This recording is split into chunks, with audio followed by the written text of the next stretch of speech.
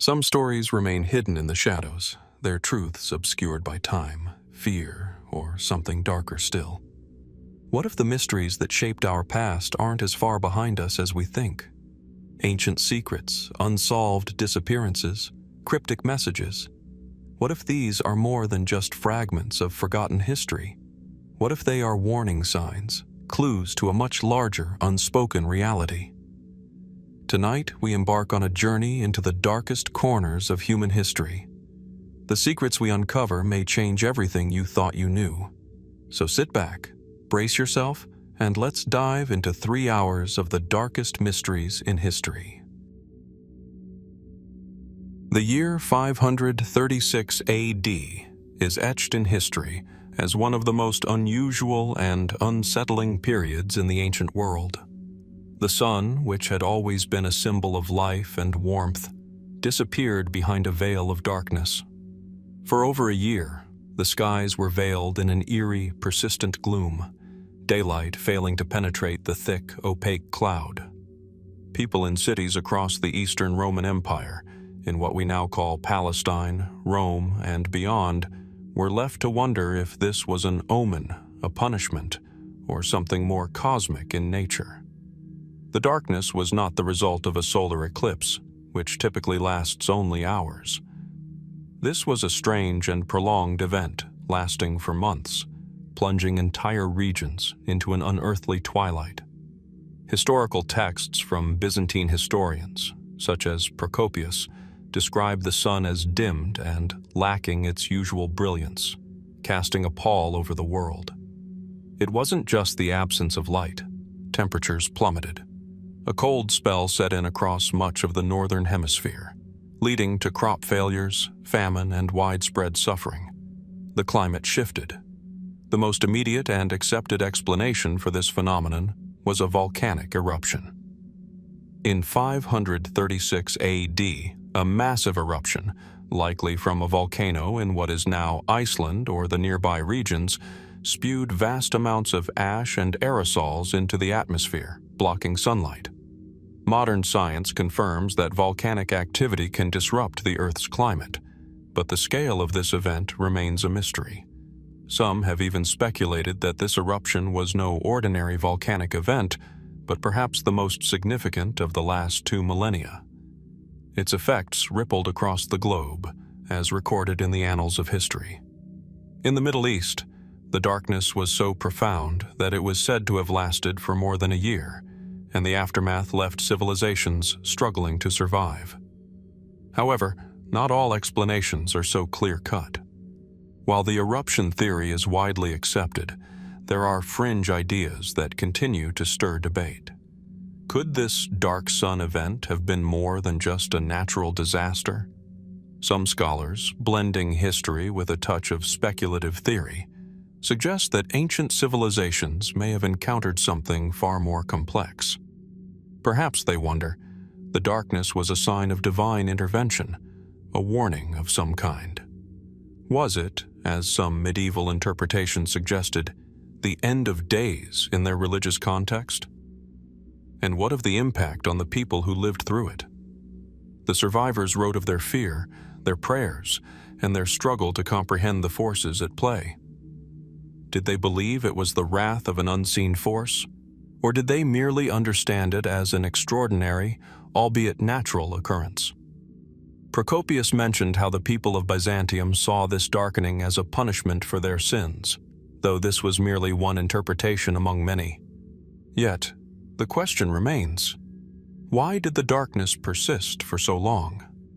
Could there have been other, less understood forces involved?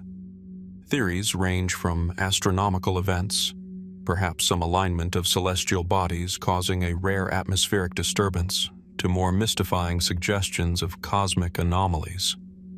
And there is still the question of the famine that followed. The cold snap and the failure of crops around the world resulted in widespread hunger.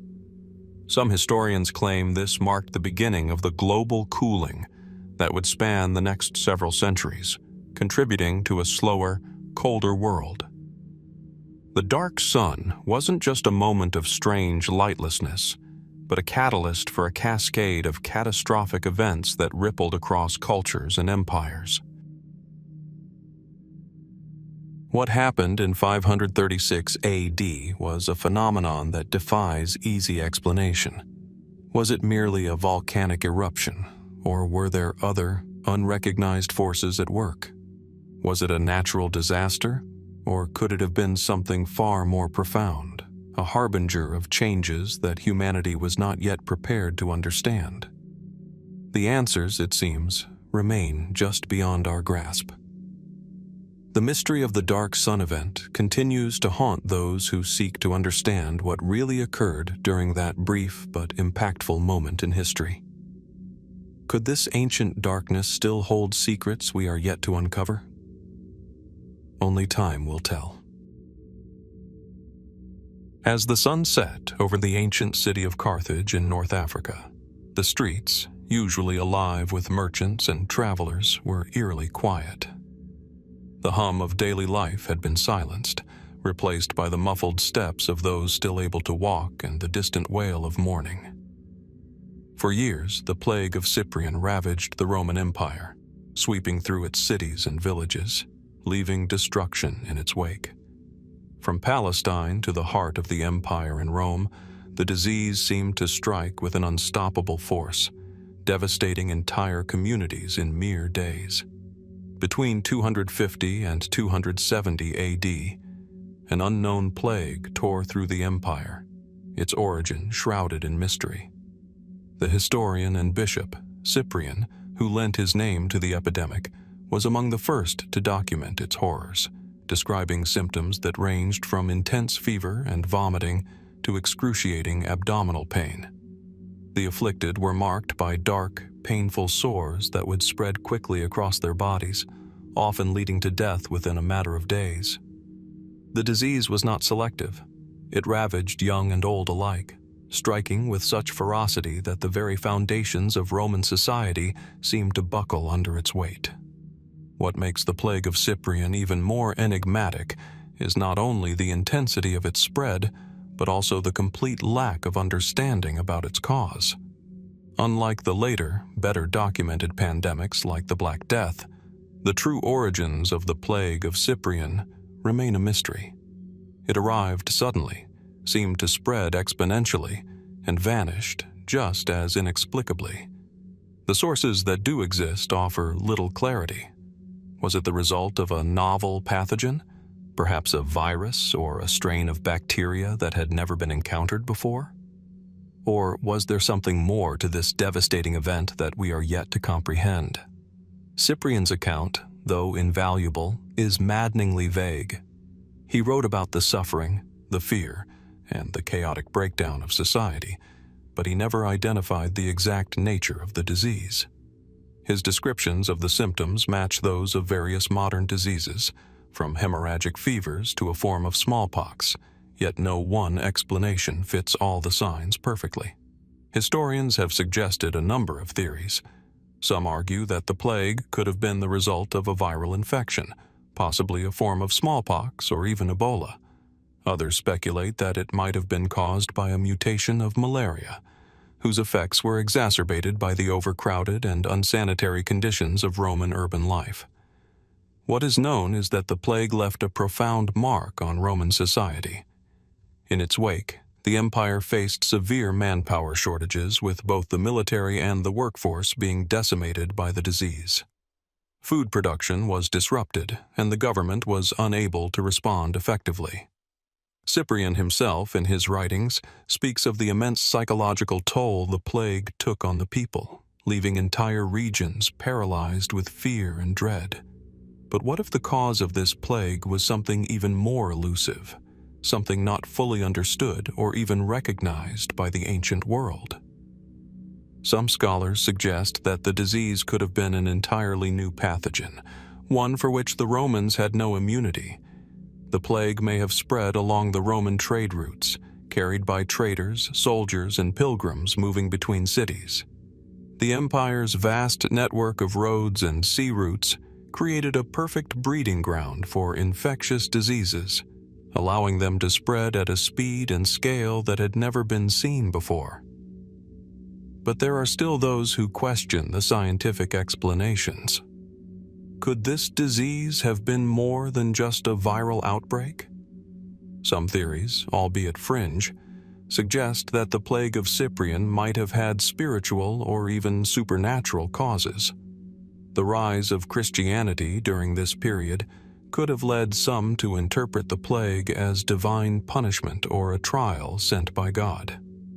Ancient sources from the time reflect a growing sense of fear and superstition, with some claiming that the plague was a harbinger of the end times, a sign of the coming apocalypse. The idea of the plague as a form of divine judgment finds resonance in Cyprian's own writings, where he speaks of the suffering as a test for the faithful.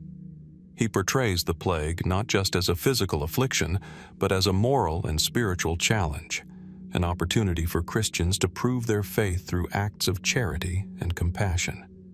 In times of crisis, the line between the physical and the metaphysical often blurs, and the plague of Cyprian seems to have been one of those moments when the very nature of human suffering was questioned, perhaps even redefined.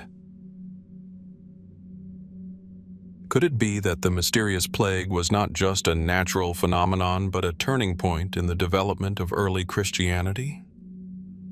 Some historians suggest that the suffering brought on by the plague may have hastened the spread of Christian teachings, as those who survived the epidemic found comfort in the belief of eternal life. The stories of Christians caring for the sick during the plague, risking their own lives to aid others, would eventually become central to the faith's identity and growth. Was this a turning point not only for the Roman Empire, but also for the world as we know it today? Despite these speculative theories, no clear answers exist. Modern science has yet to definitively identify the pathogen responsible for the plague of Cyprian. Was it a bacterial infection, a viral disease, or perhaps something else entirely? Some researchers have proposed that the event may have been caused by a combination of factors, including changes in climate, increased trade, and the growing density of populations in urban centers, all of which could have created the perfect conditions for the outbreak. Yet, even with the benefits of modern medicine and technology, we remain unable to pinpoint exactly what caused one of the deadliest plagues in recorded history. The plague of Cyprian was more than just a historical event. It was a moment that altered the course of civilizations, a moment when humanity faced the unknown with little more than its own resilience and faith. As we search for answers, we are left with questions that still linger in the air. Was the plague of Cyprian the result of a simple yet devastating virus, or could there have been a deeper, more inexplicable force at play? The truth may be lost to time, but for now, the mystery remains one of history's most haunting enigmas. In the vast, seemingly endless steppe of Central Asia, the winds carry more than the scent of grass and dust. They carry stories of a people whose very name struck fear into the hearts of empires, whose origins remain shrouded in the mists of time. The Huns, a name that reverberates across history with an unsettling resonance, appeared almost out of nowhere, their sudden emergence altering the fate of civilizations in a way few other forces ever did. By the 4th century, the world was already familiar with the great empires that stretched across Europe, Asia, and North Africa. The Romans held sway in the west, and the mighty Persian Empire loomed in the east. But somewhere beyond the boundaries of the known world, in the remote grasslands of Mongolia and southern Siberia, a people known only by their fearsome reputation began to gather their strength.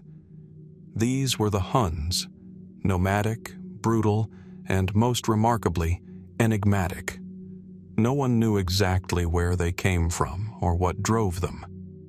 When they first appeared on the horizon in the early 4th century, the Huns seemed to descend upon Europe with the fury of a storm. Their invasion of the Eastern Roman Empire in the 5th century would go down in history as one of the defining events of the era. Led by their legendary chieftain, Attila, the Huns would push deep into Roman territory, laying waste to cities and empires, earning a reputation as the scourge of God. Yet long before they became an unstoppable force in the West, the question remained: who were the Huns, and where did they come from? The Huns did not emerge from a vacuum. They were part of a broader web of nomadic tribes that had been roaming the vast steppes of Central Asia for centuries, long before they set their sights on Europe. But the origins of the Huns themselves remain remarkably difficult to trace. There are no written records from the Huns themselves. Their history was chronicled only by those who came after them, those who feared them and, at times, sought to understand them. What we know comes from a mixture of fragmented historical accounts, archaeological evidence, and conjecture. One of the earliest references to the Huns comes from the Roman historian Ammianus Marcellinus, who described them as a terrifying, barbarous people who arrived suddenly from the lands beyond the Alans. But what exactly did he mean by this? The Alans were another nomadic group living in the steppes to the north of the Black Sea, and their proximity to the Huns suggests some possible connection. However, there is no consensus among historians about whether the Huns originated from the Alans, the Scythians, or some entirely different ethnic group. Some scholars suggest that the Huns were a composite people, a mix of various nomadic groups who came together over time, united by the pressure of external forces and the need for survival. As the climate in Central Asia became harsher, driven by periods of drought and changing environmental conditions, nomadic tribes found themselves pushed further westward, seeking new land and opportunities. The Huns, many believe, may have been the result of such a convergence, an amalgamation of Turkic, Mongolic, and even Iranian-speaking tribes, all of whom shared a common way of life: the mastery of horseback riding, the use of the bow and arrow, and the ability to survive in some of the harshest climates on Earth. Another theory suggests that the Huns might have come from the region near the Altai Mountains, a rugged area where the borders of modern-day Russia, China, and Mongolia converge. This location is significant because it was a crossroads of various nomadic peoples, and it would have provided an ideal base for the Huns to develop their unique culture. From here, they could have swept westward across the Eurasian steppes, carving out their place in history as they did so. But while the physical origins of the Huns are difficult to pin down, there is something even more elusive about their rise to power. What was it that made the Huns so distinct, so fearsome in battle, and so capable of overturning entire empires? Some historians point to their exceptional military tactics, which were centered around their unparalleled skills as horsemen and archers. The Huns could ride with incredible speed and precision, launching arrows while on the move, making them almost impossible to catch or defeat. Their armies were highly mobile, able to strike at any target with terrifying speed and vanish before their enemies could respond. However, there are other, more speculative theories that explore the psychological and cultural reasons behind the Huns' remarkable success. One of the most intriguing ideas is that the Huns had a unique cultural ethos, a warrior society that prized mobility, fearlessness, and a relentless drive for conquest. Unlike the sedentary civilizations they encountered, the Huns had no attachment to land, and their survival depended entirely on their ability to fight and move quickly. Perhaps it was this very lack of attachment to territory that allowed them to strike fear into the hearts of their enemies, who could not anticipate where the Huns would appear next. What is perhaps most curious is the way in which the Huns seemed to appear so suddenly.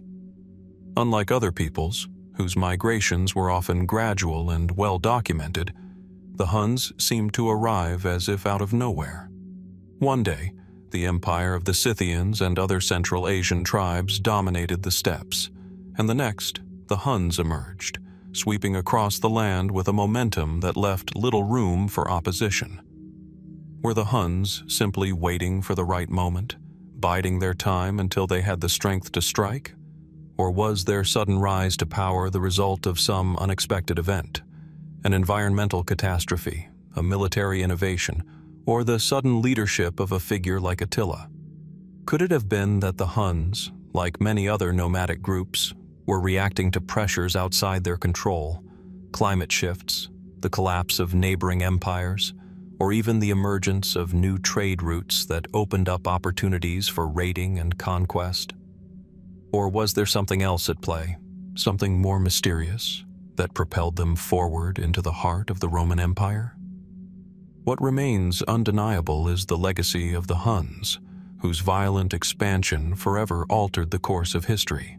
But the question of their origins, the how and why of their rise, remains a subject of intrigue and speculation.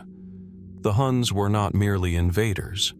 They were a force that shaped the world, and in their wake, entire civilizations were forced to adapt or perish. So, as we continue to explore the mysteries of the Huns, we are left to wonder, what drove them? What mysterious forces, cultural or environmental, brought these fearsome warriors from the remote steppes into the heart of Europe? And what secrets about their origins and their rapid rise to power remain hidden in the sands of time? The answers, perhaps, lie somewhere in the wind-swept plains of Central Asia, waiting to be uncovered. But for now, the mystery remains. In the heart of the vast Sahara Desert, where the sun burns relentlessly by day and the winds whip the dry earth into swirling clouds of dust, there lies the forgotten remnants of a once great civilization, the Garamantes. The ruins, scattered across the modern-day Libyan desert, are the silent witnesses to a culture that thrived for centuries, only to disappear without a trace. These enigmatic people, whose name has long echoed through the corridors of history, built one of the most sophisticated and mysterious societies of the ancient world. Yet, as swiftly as they rose, the Garamantes vanished, their civilization crumbling into the desert sands. But what led to the collapse of this remarkable empire? The Garamantes inhabited a region that was a far cry from the lush, fertile lands of the Nile or the Greco-Roman world. Instead, they lived in the harsh, unforgiving environment of the Libyan desert, an arid and inhospitable place that seems an unlikely cradle for any great civilization. Yet, against all odds, the Garamantes thrived. They developed advanced irrigation systems to channel water from deep underground aquifers, creating a network of oases and cultivating crops in the desert. Their capital, Garama, was a bustling city, surrounded by fortified walls, and their territory stretched across vast swaths of the Sahara, making them a key player in the trans-Saharan trade networks. The Garamantes were not just survivors in a desert. They were masters of it. They were known for their expertise in managing the scarce resources of the region, including the control of water sources, which made them invaluable to the traders who passed through their territory. Their caravans transported goods like salt, dates, and other precious commodities, connecting sub-Saharan Africa with the Mediterranean world. To the Romans, they were both a mystery and a source of intrigue, as the Garamantes were among the few African peoples who were able to establish direct contact with the empire. But despite their economic importance and strategic position, the Garamantes ultimately fell, leaving behind little more than the ruins of their cities and the scattered remains of a once thriving society. The question that has baffled historians and archaeologists for centuries is, why did the Garamantian civilization collapse?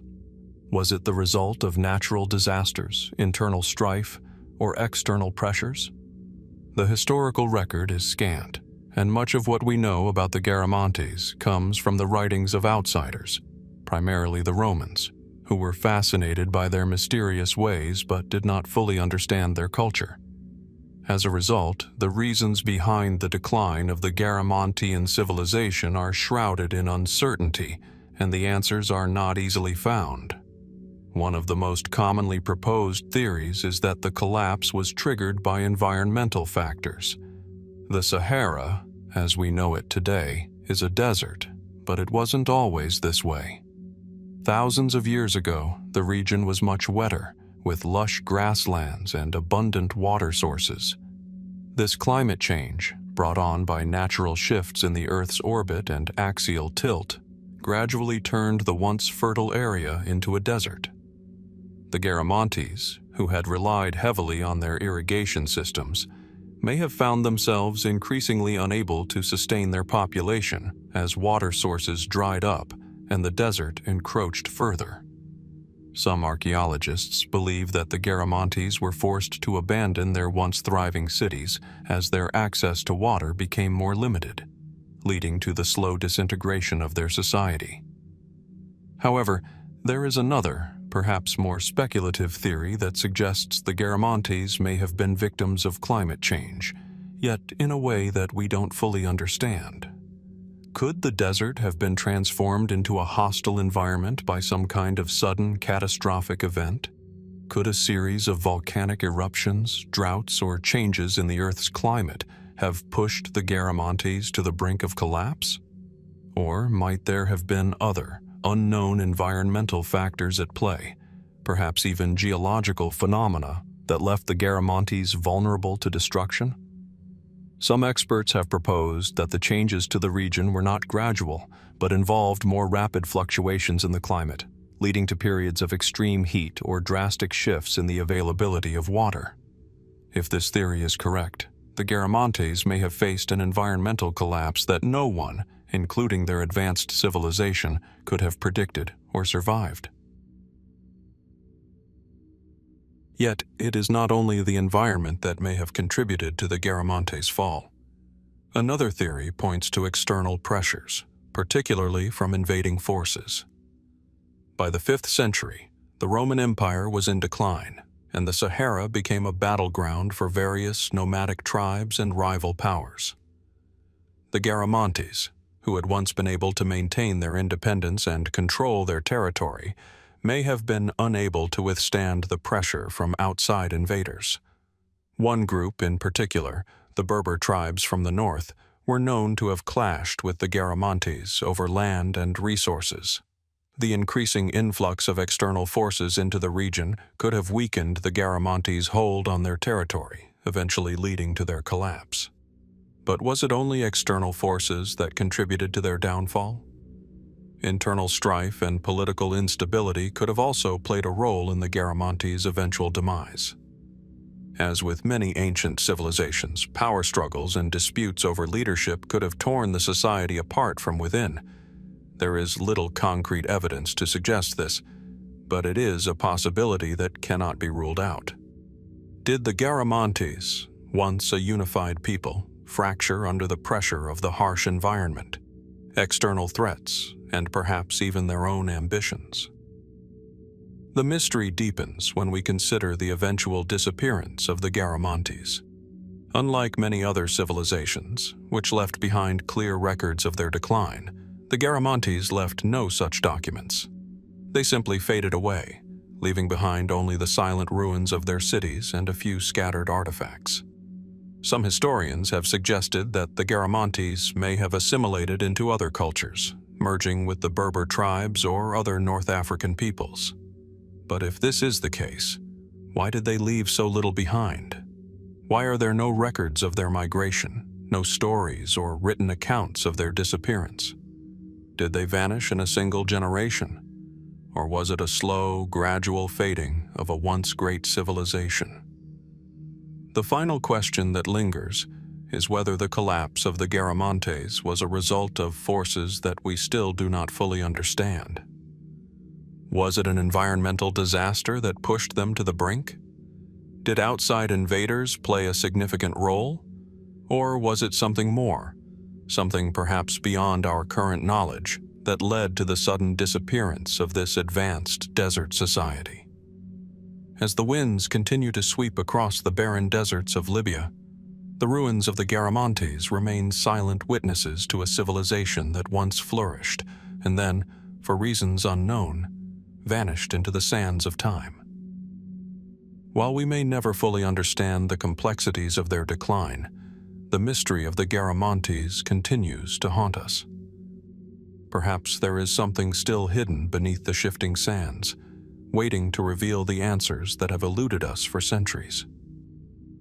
What remains of the Garamantian legacy? And what other secrets lost to history still lie buried in the desert? High above the banks of the Euphrates River, in what is now Syria, lies the ancient city of Dura-Europos, a place whose mysterious end continues to puzzle historians and archaeologists. The ruins of this once thriving city are a testament to its strategic importance and its vibrant multicultural life. Dura-Europos, often called the Pompeii of the East, was a melting pot of cultures, an outpost at the crossroads of empires, where Roman, Persian, and local traditions fused in a fascinating blend of art, architecture, and daily life. Yet, by the mid-3rd century AD, the city was abandoned so suddenly and completely that its silence still echoes through the centuries. What happened to cause the abrupt departure of its inhabitants? Dura-Europos was a fortified city, perched on a steep hill overlooking the Euphrates. Its location was crucial. Positioned along a major trade route that connected the Roman Empire with Persia and the East, it had flourished as a military stronghold and a vital trading hub. Roman legions were stationed there, guarding the empire's eastern frontier against the threat of Persian invasion.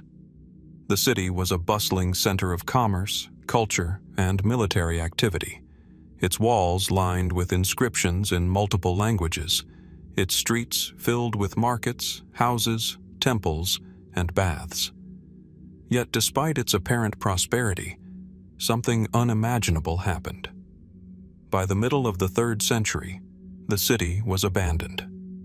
The cause of this sudden departure remains one of the greatest mysteries in ancient history. The archaeological record offers tantalizing clues, but no definitive answer. Was it the result of an external military threat? Was it environmental factors, a natural disaster, or an epidemic? Or was there something more mysterious, something hidden in the city's ancient bones, that could explain the disappearance of Dura-Europos and its people? The first sign that something was wrong comes from the city's remarkably preserved archaeological remains. When excavations began in the early 20th century, archaeologists discovered that much of Dura-Europos had been abandoned so quickly that some buildings still contained furniture, tools, and even foodstuffs. But what stands out most are the walls of its structures, many of which were inexplicably sealed. The entrance to one of the most important buildings, the Roman military barracks, was blocked up, as though the inhabitants had intended to return but never did. In other parts of the city, objects were left behind in a hurry, as if the people had abandoned their homes overnight. So why would a thriving city be so suddenly abandoned? The answer, as we will see, is far from clear. One of the most commonly accepted theories points to a military threat from the Sasanian Persians, who were in the midst of an expansionist campaign in the region. In 256 AD, the Persian Empire launched a massive assault on Roman territories along the eastern frontier. Dura-Europos, which had been a key Roman stronghold, was likely a prime target. The city's strategic location made it an important military base, but it also made it vulnerable to attack. Roman records suggest that the city's defenders fought valiantly to hold off the Persian siege.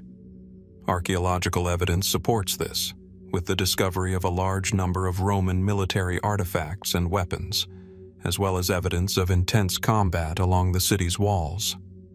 However, the ultimate fate of the city is more ambiguous. The walls of Dura-Europos show signs of heavy damage, but there is no definitive evidence that the Persians captured the city outright. What makes the story of Dura-Europos even more mysterious is the fact that there is no clear record of the city's fall. There are no inscriptions or accounts from the time that describe a siege or a battle, and Roman historians of the period make no mention of Dura-Europos's abandonment. This absence of direct historical evidence has led some to question whether the Persian threat was the only factor in the city's sudden desertion. Could there have been other, more unforeseen factors at play? Some suggest that the city's abandonment may have been linked to an internal crisis, such as political instability, economic collapse, or even an outbreak of disease that made life in Dura-Europos untenable even before the Persians arrived. An alternative theory, though more speculative, posits that the city's downfall could have been caused by a natural disaster. Earthquakes were not uncommon in the region, and some archaeologists have suggested that a powerful tremor may have struck Dura-Europos around the time of its abandonment. Evidence of structural damage in the form of collapsed buildings and crumbled walls has been found at the site, which could be consistent with the effects of an earthquake. If such a disaster struck suddenly, it could have forced the inhabitants to abandon the city in haste, particularly if it rendered the defensive walls and military structures vulnerable. In the absence of conclusive evidence of a siege, this theory offers an intriguing possibility that Dura-Europos was not abandoned due to enemy attack, but rather as a result of a natural catastrophe that made it impossible for the inhabitants to continue living there. Yet, there is another layer to this puzzle, one that continues to captivate researchers. The city's rapid desertion is accompanied by evidence of widespread ritual activity and a sense of dislocation. For instance, in the city's famed synagogue, a wealth of religious artifacts, including frescoes and inscriptions, was left behind untouched. These images of Jewish worshippers, set against the backdrop of a vibrant community, suggest that Dura-Europos may have been a place of cultural and religious diversity. Alongside the Roman military presence, there were Christian and Jewish communities, each contributing to the city's unique cultural fabric. Some scholars believe that Dura-Europos's sudden abandonment may have been linked to a profound social or spiritual upheaval, one that left its people unable or unwilling to stay. And then there is the enigmatic discovery of what may be one of the earliest Christian frescoes, found in a small house church in the city. The existence of such religious imagery in a Roman frontier city raises the possibility that the Christian community in Dura-Europos had begun to establish itself at a time when the Roman Empire was still largely pagan. Could the city's abandonment have been precipitated not by military or environmental factors, but by the social tensions that arose from the increasing presence of Christianity? Was there a religious divide, perhaps between the increasingly powerful Christian community and the traditional Roman military leadership, that contributed to the decision to leave? But even with all the theories, the truth remains elusive. The sudden abandonment of Dura-Europos is one of those rare historical events that continue to defy a singular explanation. Was it the threat of Persian invasion, a natural disaster, or the collapse of social order that caused the city to be left in its prime? Or, as some suggest, were there other, more mysterious forces at play, forces that are simply beyond our current understanding of the ancient world? As we sift through the layers of history, one thing is certain: Dura-Europos remains a haunting mystery. It is a place frozen in time, where questions outnumber answers, and where the echoes of its sudden abandonment continue to reverberate. What happened here in the mid-3rd century, and what secrets about the ancient world are still waiting to be uncovered beneath its silent ruins? Somewhere in the dense forests and marshes of ancient Britain, where the cold mists linger and the wind whispers through the trees, an entire Roman legion vanished from history. The 9th Legion, or Legio IX Hispana, was one of the most renowned units in the Roman army, boasting a long history of service and victorious campaigns. Yet, by the early 2nd century AD, this once proud legion seemingly disappeared without a trace. The mystery surrounding its vanishing has intrigued historians for centuries, and despite the wealth of written records from the Roman Empire, no one knows for certain what happened to it. How does an entire legion, nearly 5,000 soldiers, simply ceased to exist. The last confirmed location of the 9th Legion is in the northern frontier of Roman Britain, somewhere near what is now Scotland, during the reign of Emperor Hadrian. The Legion had been stationed there as part of the Roman military's efforts to secure their grip on the wild and rebellious territories of Britain. This was a time of heightened tension between the Roman Empire and the fierce Celtic tribes who fought fiercely for their independence, particularly the Caledonians, who were never fully subjugated by Roman rule. The Roman Empire, determined to extend its reach, had built a network of forts and defensive walls, with Hadrian's Wall being the most famous among them, marking the northernmost limit of Roman Britain. The Roman 9th Legion's last known campaign took place in the early 2nd century, during a period of great conflict in the Roman province of Britannia. The legion was sent north of Hadrian's Wall to confront a large confederation of rebellious tribes. After that, however, it simply vanished from the historical record. The next mention of the 9th Legion is a chilling absence. There is no further reference to it in any Roman documents, and no indication of what became of its soldiers. Its fate is left to speculation, and this silence has sparked countless theories over the centuries. One of the most widely accepted explanations is that the 9th Legion was defeated in battle by the native Caledonian tribes. Some ancient sources suggest that the legion was engaged in a fierce campaign in the wilds of northern Britain, far from the safety of the Roman settlements. The legions, consisting of infantry, cavalry, and support staff, could have been ambushed in a surprise attack. The rugged terrain of northern Britain, dense forests, marshy land, and unpredictable weather would have made it easy for a well-coordinated enemy to inflict significant damage, especially if they were familiar with the terrain. Could the 9th Legion have been overrun in a large-scale ambush, their soldiers cut down in the chaos of battle, with the remains of their military equipment scattered across the wilds? Some historians argue that the 9th Legion's sudden disappearance could have been the result of a single catastrophic defeat, possibly at the hands of the Caledonian tribes or other hostile groups in the region. The Romans, who were meticulous in documenting their victories, may have chosen not to record the loss of such a significant unit, preferring to leave the event in silence rather than admit a crushing defeat.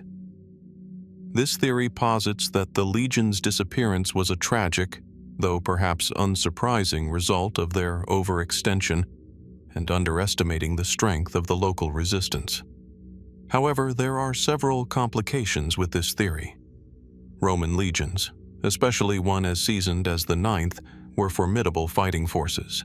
They were equipped with advanced training, superior tactics, and cutting-edge weapons. The idea that an entire legion, especially one stationed at the heart of the Roman Empire's northern frontier, could be lost in a single battle seems improbable. While individual battles might have been lost, the disappearance of the 9th Legion seems too complete, too total, for such a simple military defeat.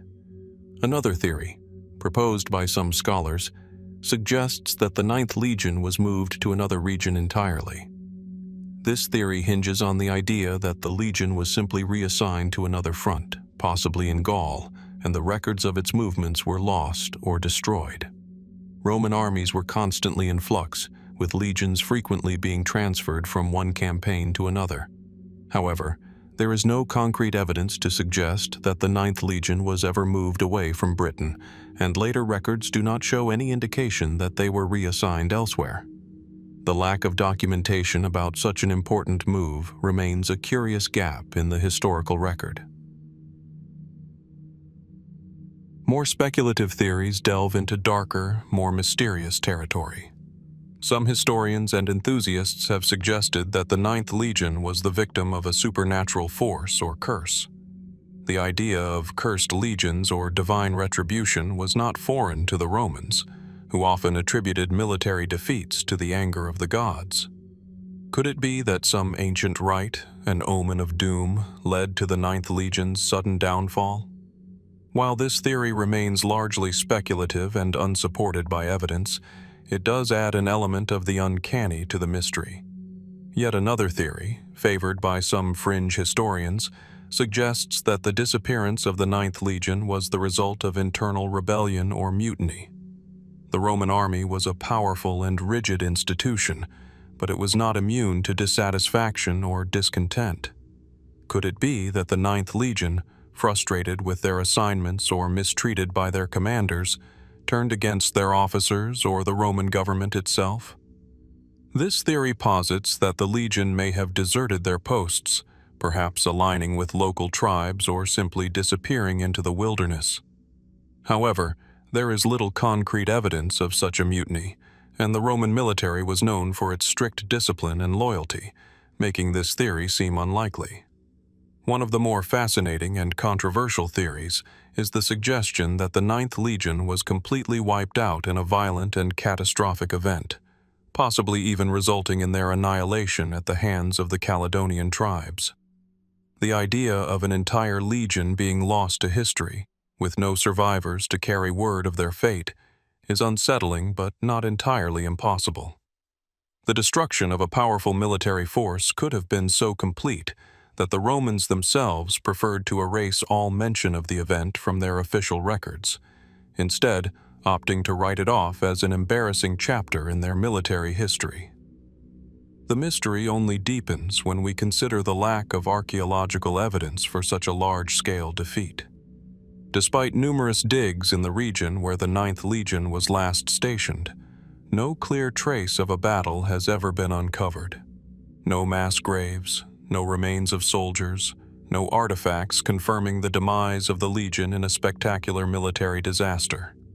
It is as if the Ninth Legion simply vanished without a trace, leaving only silence behind. Some have suggested that the archaeological record might simply be incomplete, or that the remains of the Legion's destruction are hidden beneath centuries of soil and shifting landscapes, awaiting discovery. So what happened to the Ninth Legion? Was it defeated in battle, its soldiers overwhelmed by the native tribes? Or did the Legion simply fade into obscurity, their fate a well-kept Roman secret? Could there have been other, less conventional forces at play? Internal rebellion, natural disasters, or even something more mysterious? The disappearance of the Ninth Legion remains one of history's greatest enigmas. With no conclusive evidence to explain what happened to them, we are left with more questions than answers. Was the Legion wiped out in a catastrophic military defeat? Or did they quietly disappear into the wilds of Britain, leaving behind no trace? Whatever the answer may be, the Ninth Legion's vanishing remains a haunting reminder of how easily entire chapters of history can fade into nothingness, mysteries that linger long after the pages have turned. Could this sudden departure have been the result of more than just military defeat or economic collapse? Some theories suggest that a catastrophic event, an internal revolt, a plague, or even a seismic disaster, might have hastened the decline of these cities. The region was not unfamiliar with natural disasters.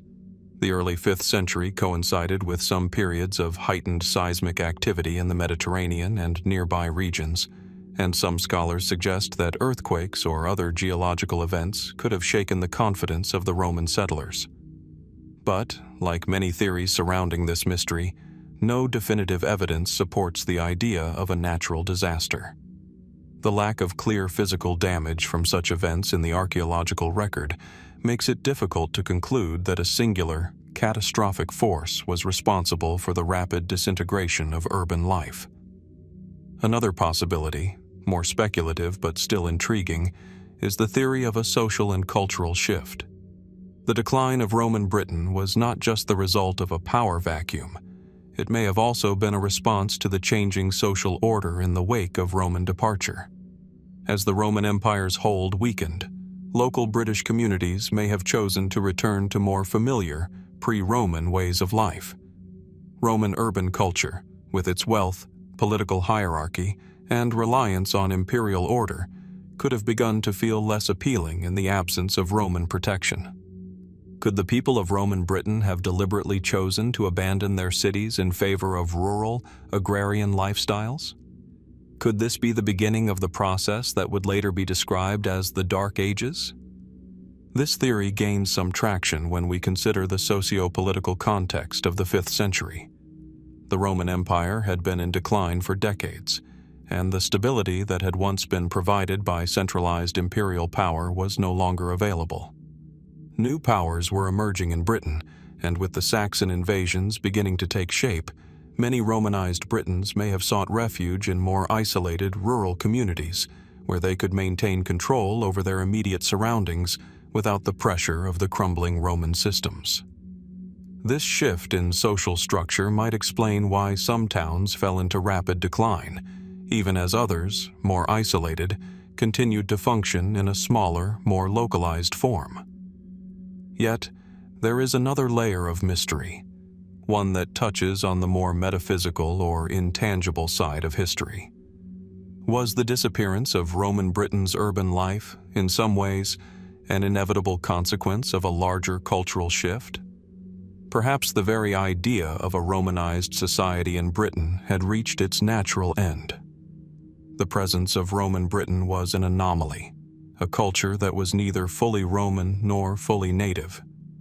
As time went on, as the centuries of Roman occupation came to an end, perhaps there was a deeper, unspoken desire for a return to older traditions, a yearning to disconnect from the foreign imposition of imperial order.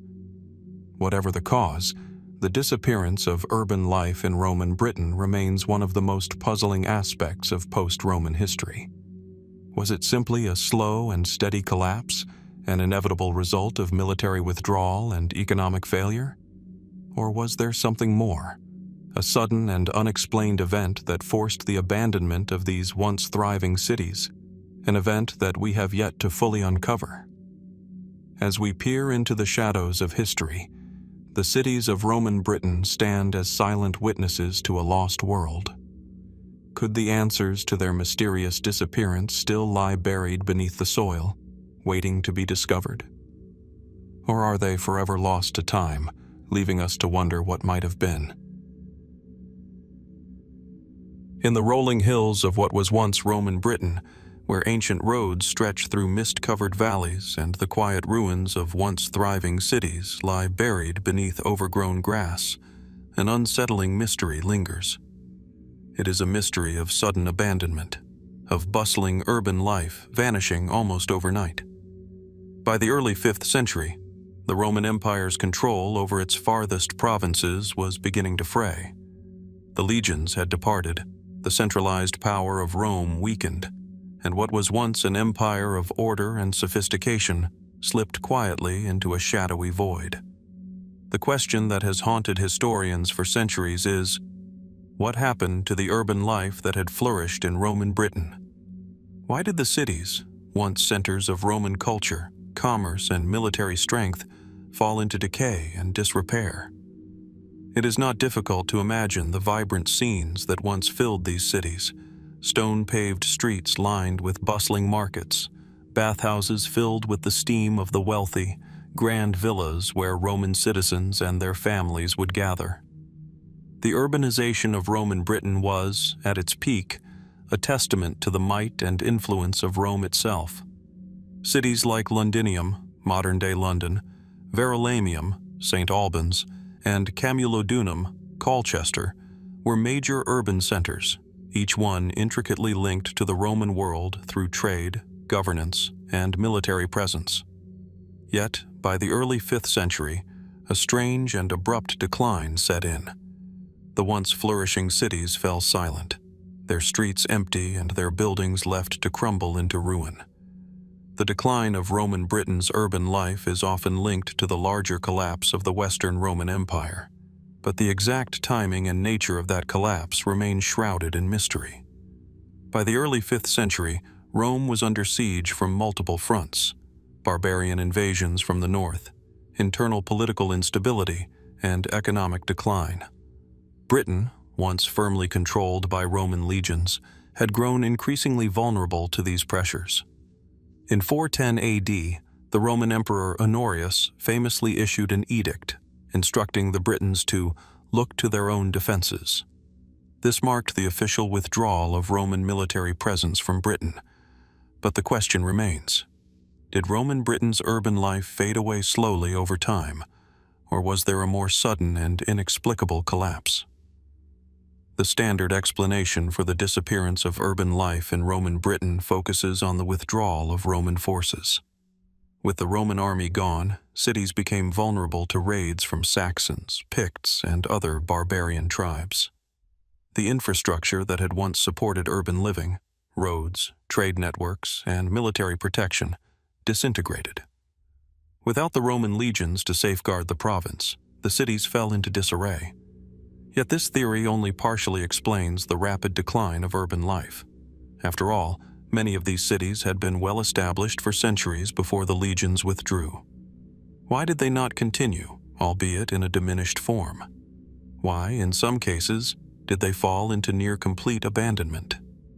Historians point to the changing economic realities of the 5th century as one of the primary causes for the collapse. With the absence of Roman authority, the sophisticated trade networks that had once flowed through Britain faltered. The luxurious goods that had once been imported from the Mediterranean stopped arriving. Markets and commercial activity slowed as local economies became increasingly isolated. Without the stability provided by Roman governance, these cities could no longer sustain themselves. Yet, even this explanation only scratches the surface. After all, many of the inhabitants of Roman Britain were not entirely Roman, but had been living there for generations, having assimilated into Roman society. Why would such a diverse population suddenly abandon their urban centers in favor of rural life? What is truly puzzling is the way in which urban life seemed to vanish so quickly. Archaeological evidence from the period suggests that many Roman towns were not only abandoned, but also stripped of valuable resources. Buildings were destroyed or repurposed. Temples and public baths were left to rot. The evidence points to a large-scale, organized abandonment, rather than the slow decay of a few neglected areas. In some towns, entire neighborhoods were suddenly depopulated, their inhabitants disappearing with little trace. It is as if, in the span of a generation or less, the urban fabric of Roman Britain was severed, its social, political, and cultural structures broken, and left to the ravages of time. Nestled along the banks of the Nile, far to the south of Egypt, lies a land that was once the heart of a mighty kingdom, Nubia. Known to history as the Kingdom of Kush, this civilization reached the height of its power and influence in the centuries preceding the 4th century AD. The Kushites, with their distinctive culture, impressive architecture, and strong military presence, had ruled over vast regions of what is today Sudan and southern Egypt, even once claiming the Egyptian throne itself. But by the mid-4th century, the Kushite kingdom seemed to evaporate, leaving behind only empty palaces and the silence of forgotten rulers. The final chapter of the Kushite dynasty is one of the most mysterious disappearances in African history, one that remains unresolved even today. At the height of its power, the Kingdom of Kush was a prosperous civilization. Its capital, Meroe, stood as a city of monumental wealth and sophistication. Surrounded by towering pyramids and expansive palaces, Meroe was a center of trade and culture, an impressive kingdom that rivaled even the mighty empires to the north. The Kushites were not only renowned for their military might, but also for their mastery of ironworking, which set them apart from their contemporaries. With their ability to produce iron tools and weapons, the Kushites maintained a powerful influence in the region for centuries. Their rule extended from the Nile's first cataract to the borders of Egypt, and at one point, Kushite kings even ruled Egypt as pharaohs, the famous Black Pharaohs. However, around the 4th century AD, something dramatic occurred. The Kingdom of Kush, which had once been a dominant force in northeastern Africa, suddenly began to unravel. Its once glorious cities, including Meroe, began to decline.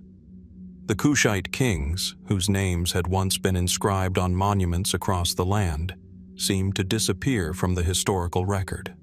By the end of the 4th century, the Kushite kingdom had faded into near obscurity, leaving little in its wake but ruins and unanswered questions.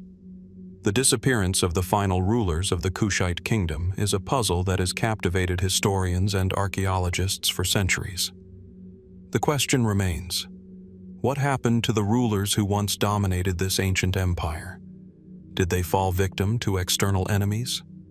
Did internal strife or environmental factors contribute to the kingdom's decline? Or is there an even more profound and mysterious explanation for the fall of the kingdom of Kush? One of the most widely accepted theories is that the decline of Kush was due, at least in part, to external pressures from invading forces. By the 4th century, the Roman Empire, once a powerful ally and neighbor, was experiencing its own crises, including political instability, economic problems, and military challenges. Some historians suggest that the Roman Empire, in its weakened state, may have had little interest in supporting its southern neighbors, leaving the Kushites vulnerable to invading forces. The most likely candidates for these invaders were the nomadic desert tribes from the east, particularly the Blemmies, who were known to have clashed with Kushite forces during this period. The Blemmies were skilled warriors who had long been a thorn in the side of the kingdom of Kush. As the Blemmies raided and infiltrated Kushite territories, they may have led to the gradual collapse of Kushite rule. Archaeological evidence supports this theory. In the remains of Meroe, there are signs of destruction: charred buildings, broken artifacts, and abandoned structures. It is possible that the Kushites were overrun by these invaders, forcing the royal family to flee or face annihilation. However, the complete disappearance of the Kushite rulers is not fully explained by military defeat alone. There are no records that describe the fall of Meroe in detail, and no sign of a large-scale invasion or massacre. Instead, the disappearance of the Kushite elite appears more abrupt, as if the kingdom was abandoned almost overnight. A more speculative theory suggests that the decline of the kingdom of Kush was tied to environmental factors. The region surrounding Meroe and other Kushite cities was already arid, and as the centuries progressed, the Nile River's flow may have become more erratic, making it harder for the kingdom to sustain its agricultural base. The Kushites, like many ancient civilizations, were deeply dependent on the Nile's annual flooding, which brought fresh soil and fertile lands for cultivation. If the river's cycle changed significantly, it could have caused widespread crop failure, leading to famine and instability. This theory suggests that the decline of the Kushite elites was, in part, a result of these environmental challenges, which gradually weakened the kingdom's social and political structure. Yet, environmental factors alone don't explain the sudden and complete disappearance of the Kushite rulers. While it is possible that droughts or climate change played a role, there is no evidence to suggest that the Kushites' final rulers were exiled or destroyed by a natural disaster. Some have proposed that internal factors, such as political unrest or succession disputes, could have led to the kingdom's collapse. As the Kushite kings began to lose their grip on power, factions within the royal family or among the nobles might have fought for control, contributing to the kingdom's fragmentation. But there is another, even more fascinating theory: the possibility that the disappearance of the Kushite rulers was the result of a deliberate, self-imposed retreat. This theory posits that, rather than succumbing to outside forces or environmental pressures, the Kushite royal family may have chosen to abandon their urban centers and withdraw from history. Could the rulers have simply decided to relinquish their power, fleeing into the deserts or deep into the southern heart of Africa to escape the turmoil of the changing world around them? There is some evidence that suggests the Kushites may have continued to exist in some form beyond the collapse of their urban centers, possibly merging with neighboring groups or fleeing to remote regions where their culture could continue without the pressures of external and internal conflict. This theory is supported by the fact that many of the remnants of the Kushite civilization, such as the distinctive pyramids of Meroe, remain largely undisturbed, even centuries after the kingdom's supposed collapse. Unlike many other ancient civilizations, which left behind written records or lasting monuments to their defeat, the Kushites left no such indicators. Instead, their decline seems to have been silent, without the usual fanfare of a fallen empire. The Kushite rulers may have intentionally erased their own legacy, leaving only fragmented evidence for later generations to puzzle over. In the end, the disappearance of the final rulers of the Kingdom of Kush is a mystery that still eludes us. Was it the invasion of the Blemmies or some other foreign power that led to their fall? Did environmental changes, such as droughts or shifts in the Nile, drive the kingdom into collapse? Or did the rulers of Kush, perhaps weary of maintaining power or unwilling to face the uncertainty of their world, disappear on their own terms? The answer may never be fully known, and the fate of the Kushite kingdom's last rulers will likely remain one of history's most enduring mysteries. But as we reflect on their disappearance, we are left with a powerful reminder of the fragility of even the mightiest civilizations, how they can rise, flourish, and then seemingly vanish into the sands of time, leaving only whispers of their once great power. What remains of the Kingdom of Kush is a silent echo, an enigma that asks us to consider what other hidden stories the earth might still be holding from a forgotten past. Deep in the desert of Upper Egypt, nestled in a rocky valley near the town of Nag Hammadi, an extraordinary discovery was made in 1945. It was a discovery that would send shockwaves through the world of archaeology, religion, and history. A local farmer, while digging for fertilizer, unearthed a sealed jar containing a treasure trove of ancient texts that had been buried for centuries, forgotten by time. These writings, now collectively known as the Nag Hammadi Library, were not just ordinary texts. They were Gnostic scriptures, mysterious, often heretical writings that offered a radically different view of early Christianity and the ancient world.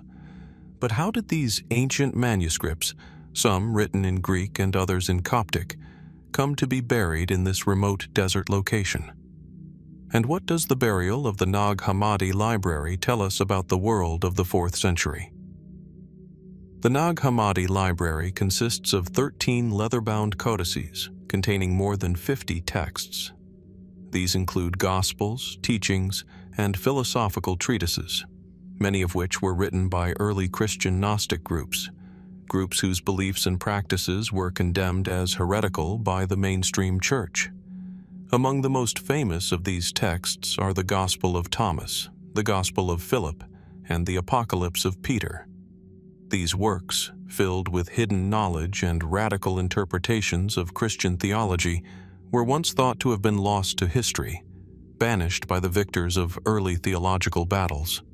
Yet, in that dusty desert valley, these forbidden texts survived, preserved in a jar, their contents hidden for centuries.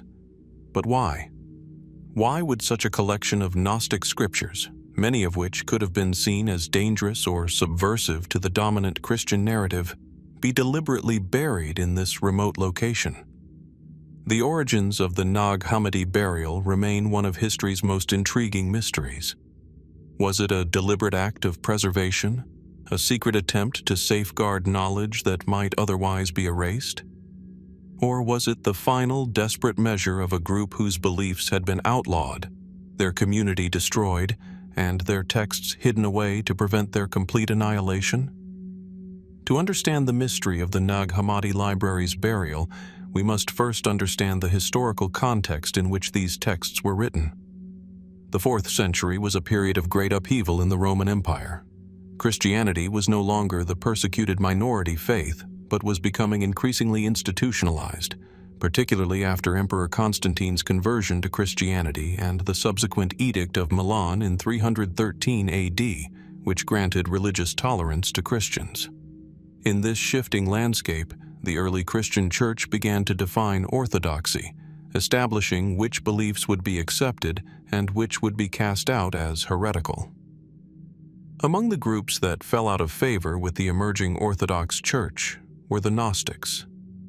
Gnosticism was not a single religion, but rather a collection of diverse religious and philosophical beliefs that shared a common focus on hidden, esoteric knowledge, gnosis, and a dualistic view of the world. Gnostics believed that the material world was the creation of a lesser, often malevolent deity, and that true salvation lay in escaping the physical world and returning to a higher, spiritual realm. Many early Christian Gnostic texts, including those found at Nag Hammadi, present an alternative view of Jesus, the nature of salvation, and the structure of the universe.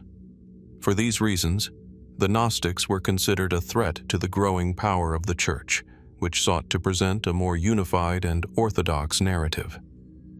By the 4th century, the Church had begun to crack down on these alternative teachings. Church leaders, such as Athanasius of Alexandria, famously denounced Gnostic writings as heretical, and the councils of Nicaea and Constantinople in the 4th and 5th centuries helped solidify the Orthodox Christian canon, essentially a set of texts that would be accepted as the foundation of Christian faith, while others would be discarded.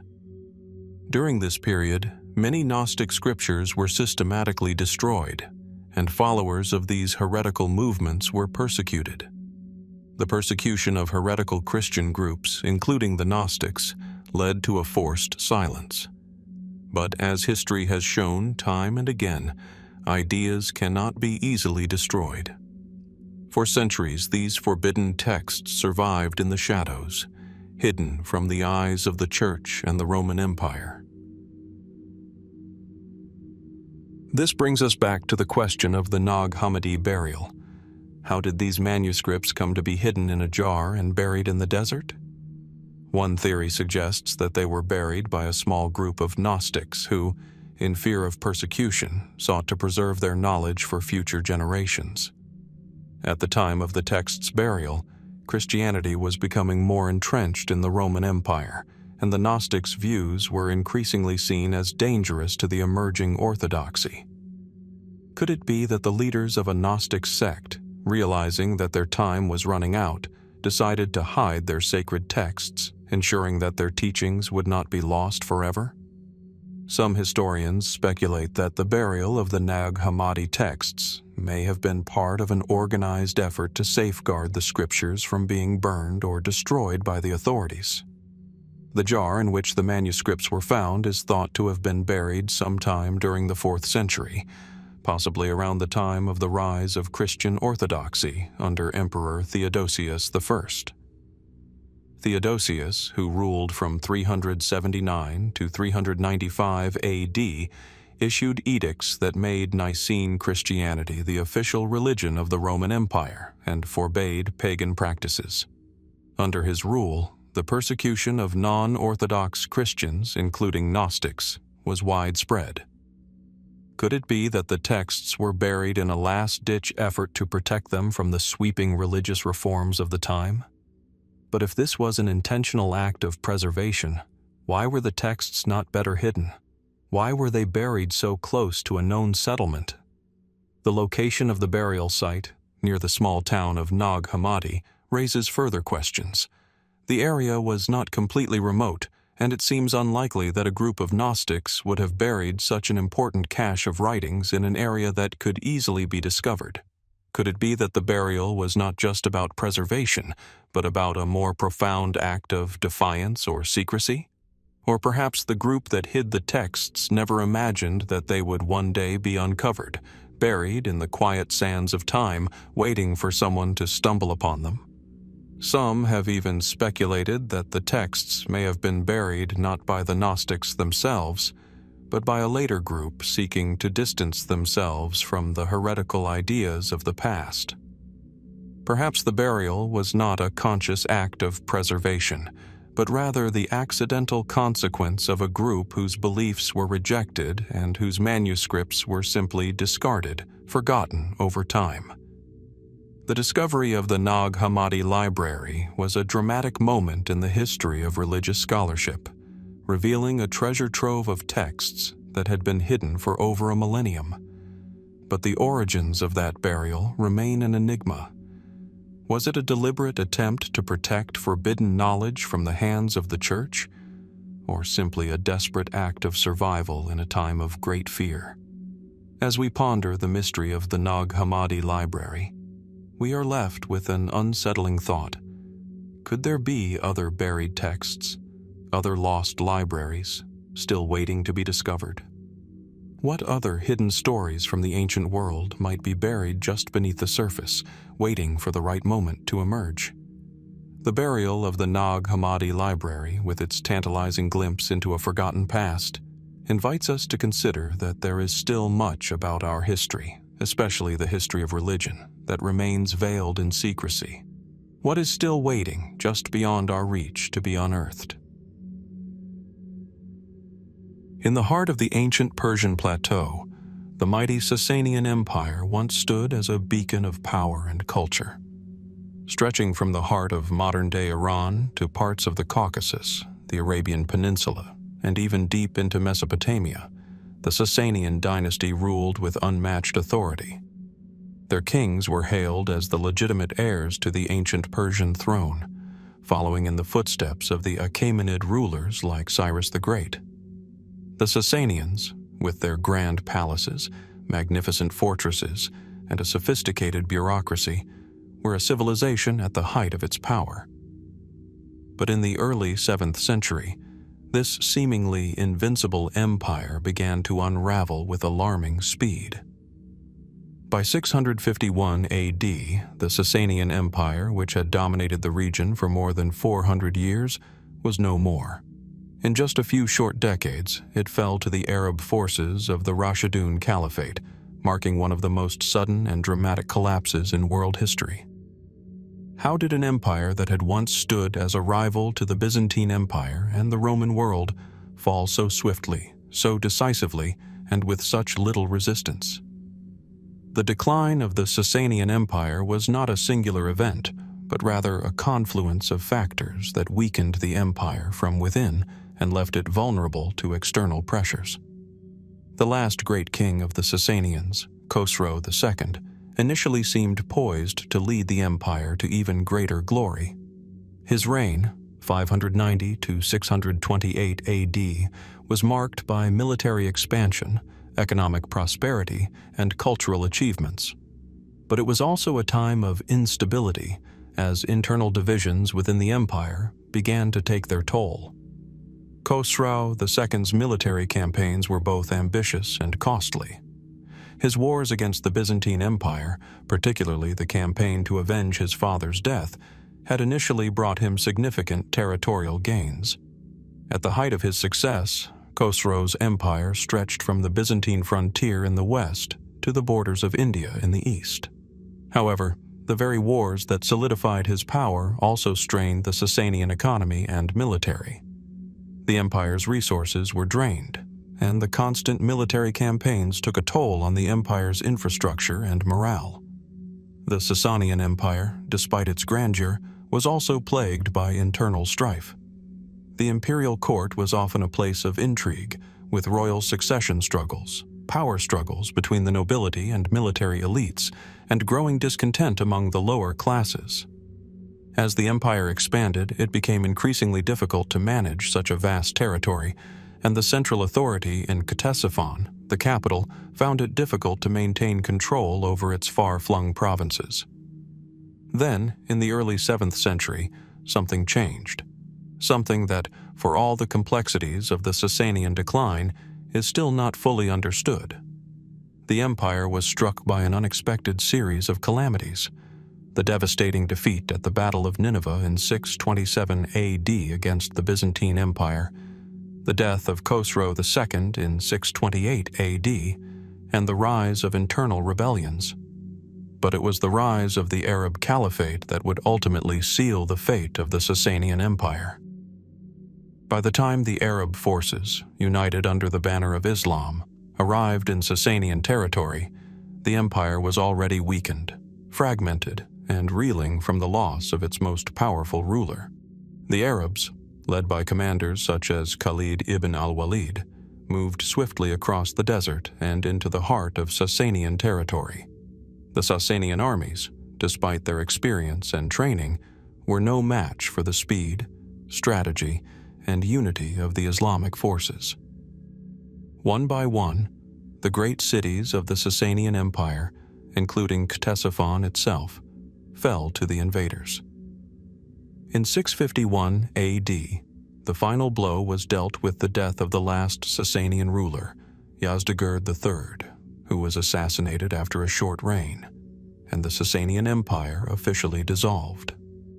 While the fall of the Sasanian Empire to the Arab forces is well documented, the exact causes of the empire's rapid decline in the decades leading up to its fall are more elusive. Was it simply a case of military overextension, economic mismanagement, and internal decay, or was there something deeper at play? One of the most intriguing theories posits that the Sasanian decline was hastened by a series of environmental factors, including climate change.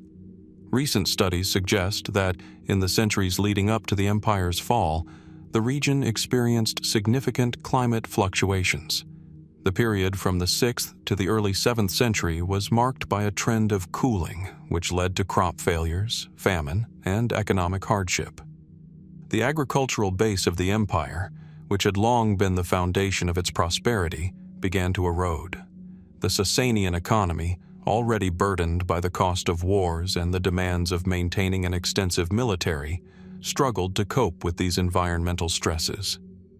Could the Sasanian Empire have been undone, at least in part, by a series of natural disasters and ecological shifts that were beyond the control of its rulers? At the same time, there is evidence that internal divisions played a significant role in the empire's decline. The Sasanian court was rife with infighting, as various factions within the aristocracy vied for power. The imperial family itself was caught in a struggle for control, and many rulers were unable to maintain the loyalty of their military commanders. This infighting weakened the cohesion of the empire and made it more susceptible to external threats. Could the internal divisions within the empire have made it impossible for the Sasanians to mount an effective defense against the rising Arab threat? Another theory, which remains speculative, is that the Sasanian Empire may have suffered from a loss of ideological coherence. The Sasanian state was deeply rooted in Zoroastrianism, which provided the ideological and religious justification for the rule of the kings. However, by the time of Khosrow II, Zoroastrianism itself had become somewhat institutionalized, and the once vibrant religious traditions of Persia had begun to stagnate. As the empire grew increasingly bureaucratic and militaristic, the religious and cultural vitality that had once fueled the Sasanian rise began to wane. Some scholars argue that this loss of a unifying cultural or religious vision contributed to the empire's decline. Was the Sasanian collapse, in part, a reflection of a civilization that had lost its sense of purpose? Despite these theories, the precise reasons for the Sasanian Empire's sudden and dramatic fall remain elusive. Was it merely the result of a combination of military defeats, economic decline, and internal strife? Or was there a deeper, more systemic failure within the empire's political, military, and cultural structures that made it vulnerable to external forces? As we look back on the rapid decline of the Sasanian Empire, we are left with many questions and few answers. The empire's fall was one of the most sudden and remarkable collapses in history, and the reasons for its demise continue to intrigue historians. Could a more cohesive and resilient Sasanian state have withstood the Arab onslaught? Or was the decline of the empire an inevitable result of its internal weaknesses, external pressures, and the changing course of history? Perhaps the true cause of the Sasanian Empire's collapse lies in the interplay of multiple factors: military, environmental, ideological, and political, all of which converged in the early 7th century. What we know for certain is that the Sasanian Empire, which had once been one of the great powers of the ancient world, disappeared in the blink of an eye. Its fall remains an enduring mystery, a reminder that even the mightiest empires can crumble when the right forces align. And as the dust settles over the ruins of Ctesiphon and the deserts of Persia, we are left to wonder, was the Sasanian Empire's fall simply the end of a natural cycle, or is there still something hidden beneath the surface, something we have yet to uncover, that explains its sudden collapse? Along the northern edge of Ethiopia, where the highlands meet the deserts, stands the once great city of Axum. It is a place where the past is carved into the very stones of the land, the towering stelae, or obelisks, rising from the earth as silent witnesses to an empire long gone. At its peak, the Axumite Empire controlled one of the most influential trade networks in the ancient world, connecting the Roman Empire in the west to India and the Arabian Peninsula in the east. The Axumites were master traders, their merchants sailing across the Red Sea, navigating the Indian Ocean, and reaching as far as the coasts of India and China. Yet, by the 7th century, the Axumite Empire's dominance over global trade had vanished almost as quickly as it had risen. What happened to this powerful empire, which once thrived at the crossroads of Africa, Arabia, and Asia? The Axumite Empire, which reached its zenith from the 4th to the 6th centuries, was one of the great civilizations of the ancient world. It was a kingdom of wealth and sophistication, with an economy deeply embedded in trade. The Axumites controlled the Red Sea ports, giving them access to the lucrative trade routes that connected the Mediterranean world with the East. They exported ivory, gold, frankincense, and myrrh, and imported luxury goods from as far as Persia and the Roman Empire. The empire's currency, made from gold and silver, was used throughout the region, further cementing its place in the global economy. Axum itself was a hub of cultural and religious exchange. The Axumite kings, notably King Ezana in the 4th century, adopted Christianity as the state religion, making Axum one of the first nations in the world to do so. The empire's wealth was reflected in its grand architecture, its iconic obelisks, monumental tombs, and intricate palaces. The city of Axum, with its impressive infrastructure, was a beacon of power and prosperity, not just in Africa, but across the ancient world. Yet, by the end of the 6th century, Axum's trade dominance began to wane. Within just a few decades, the empire, once a thriving power, had virtually vanished from the historical record. The reasons behind this dramatic decline are still shrouded in mystery. What happened to the Axumite Empire? How did a civilization that had once controlled such a vast trade network lose its grip on the region and ultimately fade into obscurity? Several factors are commonly cited as contributing to the collapse of the Axumite Empire, but the exact reasons remain elusive. One of the most widely accepted explanations is the rise of Islam in the 7th century. The spread of Islam across the Arabian Peninsula, coupled with the establishment of powerful Islamic trade routes, had a profound impact on the Axumites. The rise of Islamic states along the Red Sea and the Arabian coast disrupted the established trading routes that had once connected Axum to the wider world. As Muslim traders gained control of key ports along the Red Sea, the Axumites found themselves cut off from their former trade networks. The once thriving trade routes, which had brought Axum wealth and influence, began to shift away from the Axumite kingdom. The rise of Islam did more than just change the political landscape. It also had a profound impact on the cultural and religious dynamics of the region. As Islam spread, many of the Christian kingdoms in Africa, including Axum, found themselves increasingly isolated. The Axumite Empire, which had embraced Christianity centuries before the rise of Islam, was left with fewer trading partners and allies. The once flourishing Christian presence in the region gradually declined as Islam became the dominant religion along the coastlines of the Arabian Peninsula and the Horn of Africa.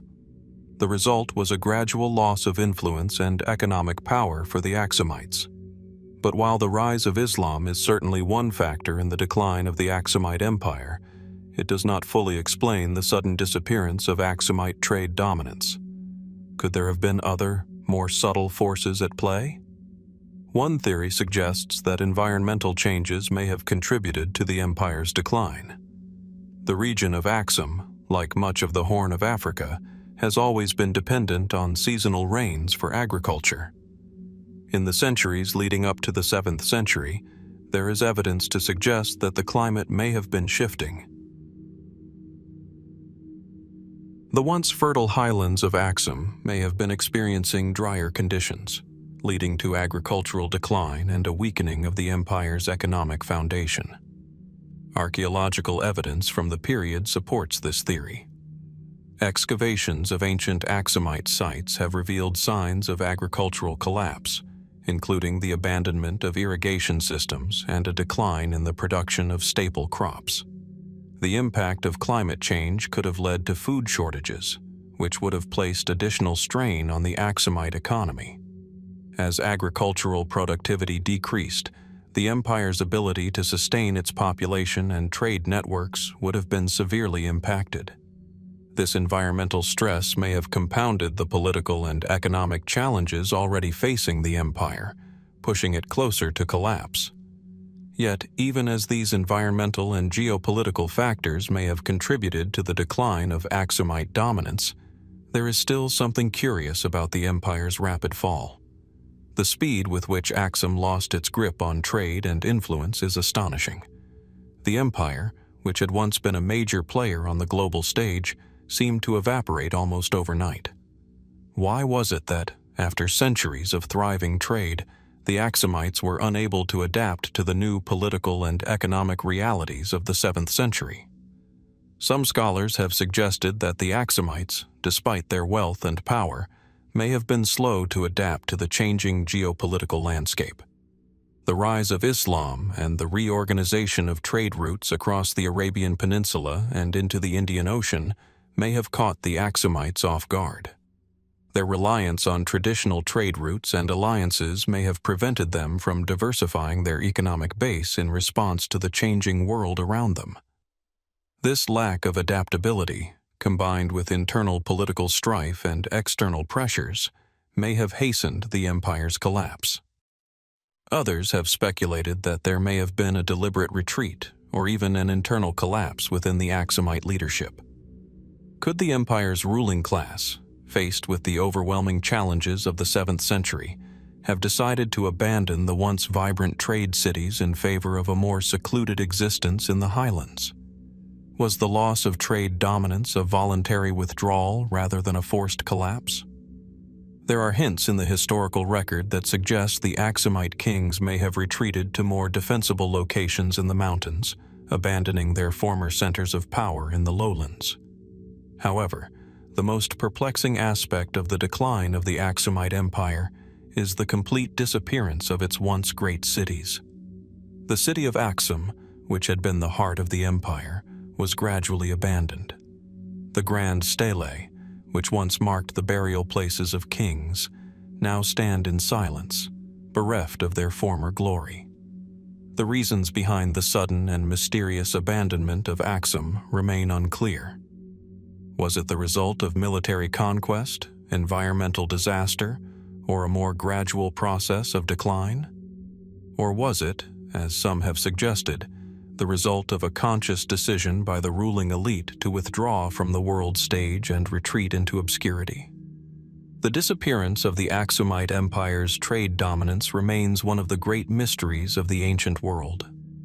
While there are many factors that likely contributed to its decline, the rise of Islam, environmental changes, internal strife, the suddenness of its fall is striking. The empire that once controlled a vast trade network linking the Mediterranean world with the East vanished without leaving behind a clear explanation for its collapse. Was it a failure to adapt to a changing world, a result of external forces, or a deliberate retreat into the mountains? Whatever the cause, the decline of the Axumite Empire serves as a haunting reminder of the fragility of even the most powerful civilizations. As the dust settles over the ancient stelae of Axum and the remains of its once thriving cities, we are left with one lingering question. What might still be hidden beneath the sands of time, waiting to reveal the final chapter of the Axumite Empire's mysterious disappearance? Nestled in the heart of the Arabian Peninsula, between the Red Sea and the vast desert of Arabia, the kingdom of Himyar rose to power like a fleeting storm, its influence spreading across the region before it seemed to vanish into obscurity. This ancient kingdom, centered in what is now modern-day Yemen, once controlled vast trade routes and influenced political dynamics far beyond its borders. Yet, despite its momentous rise, Himyar's eventual silence, its sudden disappearance from the pages of history, has left an enduring mystery, one that still beckons scholars and historians to uncover the full truth. At the peak of its power, the Himyarite kingdom was a thriving cosmopolitan society, strategically situated along the incense route that linked the Arabian Peninsula to the Mediterranean world. Known for its prosperous trade, Himyar's merchants controlled the trade of frankincense, myrrh, and spices, luxury goods that were in high demand across the Roman Empire, Persia, and beyond. The kingdom's capital, Zafar, was a jewel in the ancient world, a city of grand palaces, rich marketplaces, and impressive fortifications. The Himyarites were also renowned for their advanced irrigation systems, which turned the arid region into a fertile hub of agriculture. The kingdom's relationship with surrounding powers was complex, but the Himyarites were no strangers to both conflict and diplomacy. They were caught between two empires that straddled the Arabian Peninsula: the ancient kingdom of Aksum in the north, modern-day Ethiopia, and the Sasanian Empire to the east. The Himyarites had periodic interactions with both, and at times even sought to establish dominance over their neighbors. Their rulers adopted a blend of local religious beliefs and foreign influences, making Himyar a melting pot of cultures and religions. However, by the end of the 6th century, the kingdom of Himyar was no longer the dominant power it had once been. It was as if a curtain had descended, casting the kingdom into a deep silence. The exact cause of the kingdom's downfall remains shrouded in mystery. But what is known is that, at its zenith, Himyar seemed invincible, its wealth and influence unrivaled in the region. Yet, in the blink of an eye, the kingdom vanished. The Himyarites no longer controlled the incense route, and Zafar, the city that once echoed with the sounds of bustling markets and royal decrees, was abandoned, its once mighty walls crumbling into ruin. How could such a powerful and prosperous kingdom disappear so suddenly? What happened to the Himyarites, and why did their great empire fall into obscurity, leaving only traces of their existence behind? One of the primary theories about the fall of the Himyarite kingdom points to the rise of external forces. In the early 6th century, the Himyarites were caught in the crossfire of two major empires, the Christian kingdom of Aksum and the Sasanian Empire, which was undergoing its own turbulent period. By 525 AD, a significant turning point occurred when the Axumites, under King Caleb, invaded Himyar in support of a faction that had been oppressed under the reign of the Himyarite king, Du-Nuwas. This invasion led to a short but devastating conflict, during which the Himyarites were forced to submit to Axumite control. While the Himyarites regained some autonomy later, the political landscape was forever altered, and Himyar was increasingly caught between the military and religious power struggles of its larger neighbors. But the true cause of Himyar's downfall may lie in its shifting internal dynamics.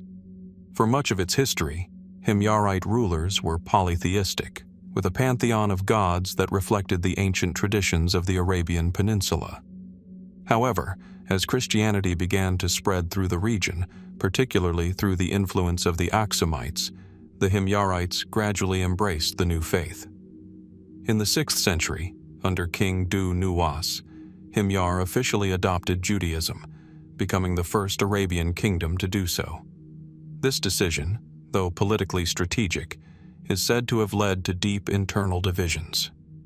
Dunaos's conversion to Judaism set Himyar on a course that would eventually bring it into conflict with neighboring Christian kingdoms, particularly Axum. The Himyarites' persecution of Christians within their kingdom led to a retaliatory intervention from the Axumites in 525 AD. The subsequent defeat and occupation of Himyar by the Axumite forces dealt a severe blow to the kingdom's autonomy and influence. Yet, even after the Axumites withdrew, Himyar's rulers found themselves unable to regain the full strength and unity they once had. This religious conflict is often seen as a key turning point in the kingdom's eventual collapse, but it is unlikely that it was the only factor. By the early 7th century, Himyar was weakening from within. The long-standing divisions, both religious and political, were taking their toll. The kingdom's inability to defend itself from the growing powers on its borders, such as the Sasanian Empire and the emerging Islamic Caliphate to the north, further complicated matters. By the time the Islamic armies began their conquests in the 7th century, the kingdom of Himyar had already lost much of its former vitality. Still, questions remain. Could the Himyarite kingdom have survived these external pressures if it had not been for internal collapse?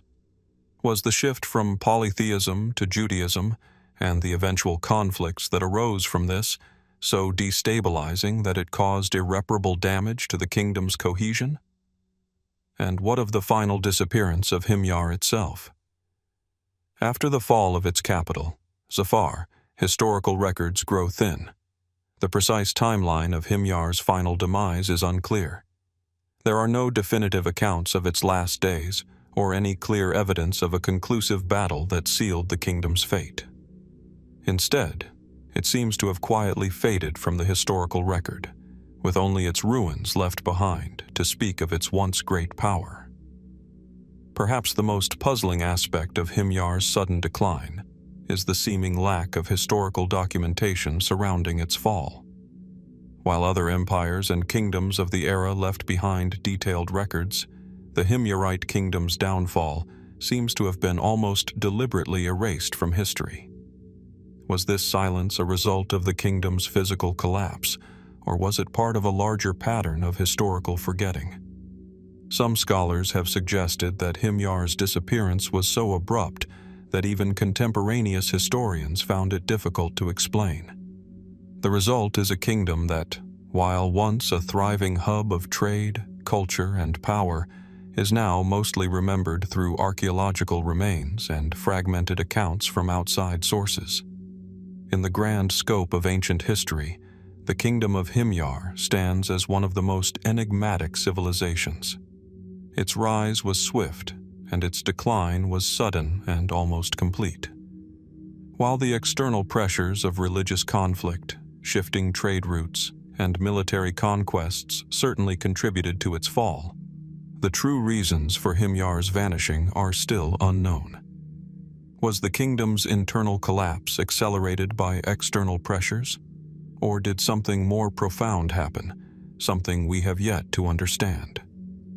The disappearance of Himyar is a reminder that the course of history is often unpredictable, and that some civilizations, no matter how prosperous, can simply fade into the sands of time. As we look back on this once mighty kingdom, we are left to wonder what hidden forces, whether internal or external, might have been at work.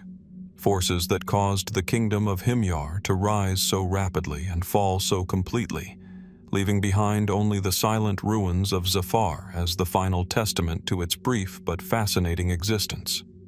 What other mysteries lie hidden beneath the shifting sands of time, waiting to be discovered? Stretching across the arid plains of Syria and Jordan, the vast desert landscape is interrupted by the silent presence of mysterious stone structures. These ruins, often called the desert castles, are scattered across the region, their origins shrouded in mystery. Some, like the towering walls of Qasr al-Halabat in Jordan or the sprawling complex of Qasr Amra, are undeniably beautiful, with intricately designed mosaics and ancient frescoes still visible on their decaying surfaces. Others, more rugged and utilitarian, appear like fortresses or simple military outposts, with no sign of the people who might have constructed them. Unlike the monumental stonework of Roman cities or the iconic buildings of ancient Greece, these structures seem to belong to a different time and a different kind of power. They stand in stark contrast to the dry, unforgiving desert that surrounds them, offering no clear answers to the identity of their builders or the purpose they served. What is especially perplexing is the fact that many of these structures were built during the late stages of the Roman Empire, sometime between the 3rd and 7th centuries AD, after the Romans had largely retreated from these regions, leaving only their legacy behind. So, who built these structures? And why did they choose such a remote, desolate environment to erect their homes, fortresses, and baths? The mystery begins with the fact that the Romans, who had occupied the region for centuries, seemed to abandon these desert territories over time. After the 2nd century AD, as the empire faced mounting pressures on its borders and from within, Roman control over the far-flung provinces of the east started to fade. Yet, despite this gradual retreat, these desert castles continued to be constructed, and more importantly, used. The most well-known of these buildings were built between the 3rd and 7th centuries, during a time of increasing instability for the Roman Empire. Some scholars argue that these castles were built by local nomadic or semi-nomadic tribes, who might have used them as places of refuge or as strategic strongholds, but this explanation does little to explain the sophistication of the structures themselves. The architecture of the desert castles suggests an advanced level of engineering and design, far beyond what one might expect from the nomadic populations that once roamed these deserts. The buildings were constructed using local stone, with walls that are still standing, in some cases, after nearly 2,000 years. Some of these castles have complex layouts, including baths, chapels, and intricate mosaics. How could the people of this region, seemingly cut off from the main centers of Roman power, have constructed such impressive structures without significant external influence? One of the most remarkable features of these castles is the level of Roman influence present in their design. Some structures, such as Qasr Amra, are adorned with beautiful frescoes that depict Roman gods, hunting scenes, and figures from classical mythology. Yet the area's proximity to the rapidly spreading rise of Islam by the 7th century suggests that the builders of these castles could also have been early converts to Islam or people who lived during a period of cultural transition. This raises a compelling question. Were these desert castles remnants of a dying Roman presence, or were they the work of a new, emerging power that sought to both assimilate Roman traditions and craft a new identity in the desert? Could these structures have been built by the Byzantine Empire, which was the eastern continuation of the Roman Empire? The Byzantine Empire, while its capital, Constantinople, was far to the west, still exerted control over these regions for centuries after the fall of the western half of the Roman Empire. It's possible that these desert castles were constructed as outposts, military fortifications designed to protect trade routes or serve as watchtowers. The placement of many of the castles along important trade routes, such as the ancient caravan routes that ran between the Mediterranean coast and the Arabian Peninsula, lends some credence to this theory. The region, which had once served as an important corridor for Roman trade, may have seen a resurgence in activity during the Byzantine era. Perhaps the castles were part of a broader strategy to assert Byzantine control over the eastern territories and protect valuable resources.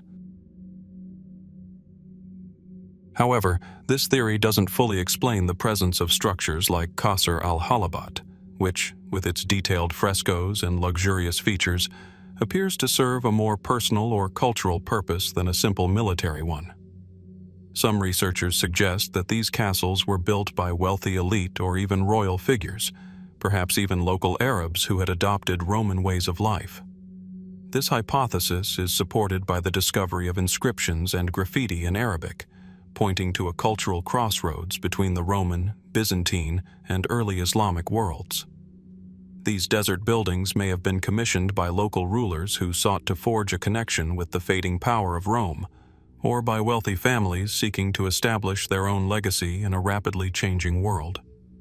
But there is an even more enigmatic possibility, one that borders on speculation. Could these structures have been constructed by people whose identity remains lost to history?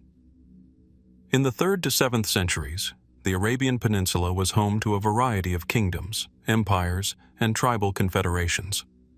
While much attention has been given to the rise of the Sassanid Empire to the east and the spread of Islam from the Arabian heartlands, what of the smaller, lesser-known powers that once inhabited the vast deserts between the Mediterranean and Arabia?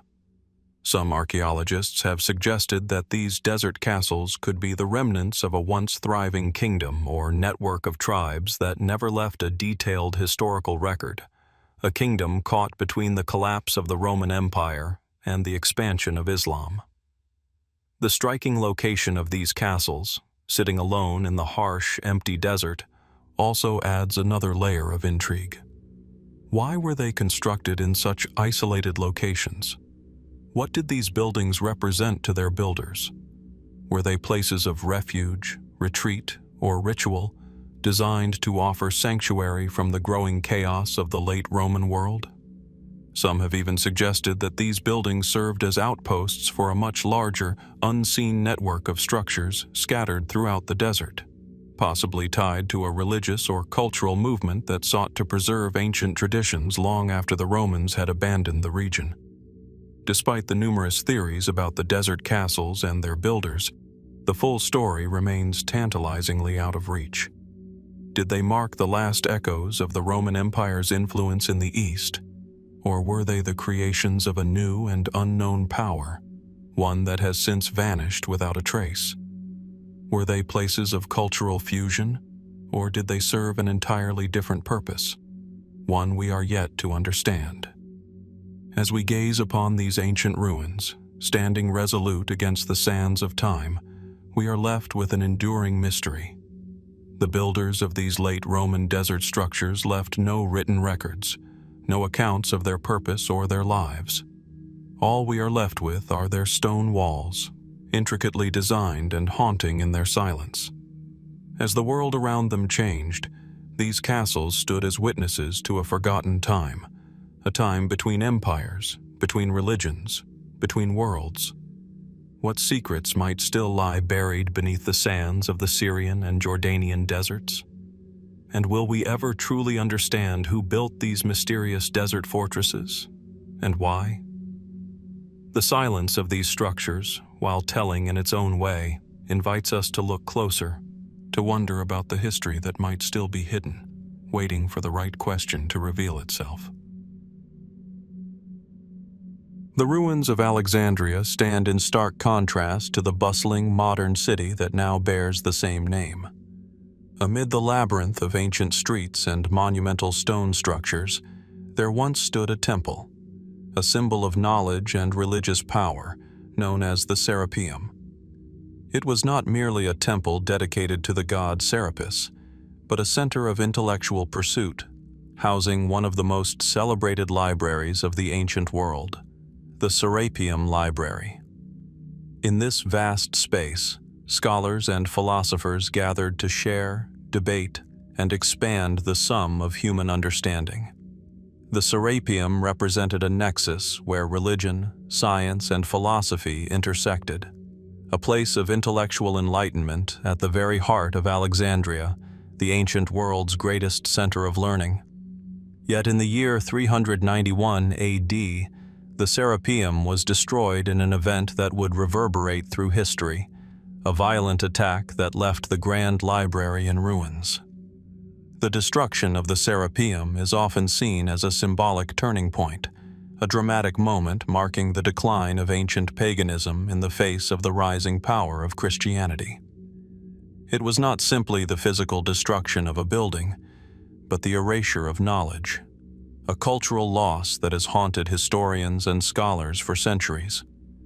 What happened to the invaluable scrolls, manuscripts, and records housed in the library?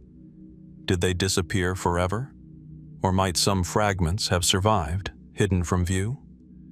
The destruction of the Serapeum, ordered by the Christian patriarch Theophilus of Alexandria, was part of a larger wave of anti-pagan sentiment sweeping across the Roman Empire at the time.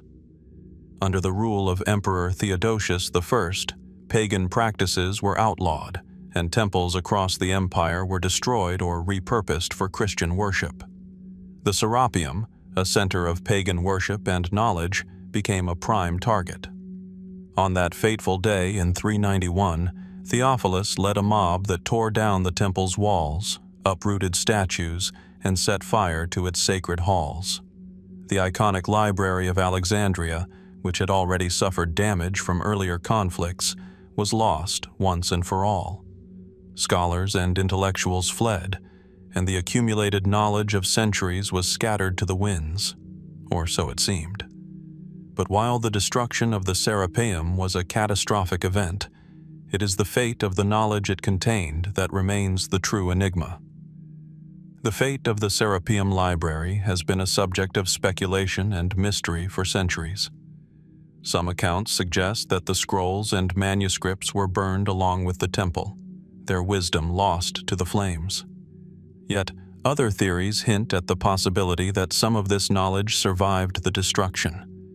Could it have been hidden away before the flames consumed it? Did some texts find their way to distant corners of the empire, preserved in secret, waiting to be rediscovered? One of the key questions surrounding the Serapeum's destruction is whether the library housed any works that could have fundamentally changed the course of history. The library's collection was vast, encompassing texts on philosophy, mathematics, astronomy, medicine, and history, many of which were irreplaceable.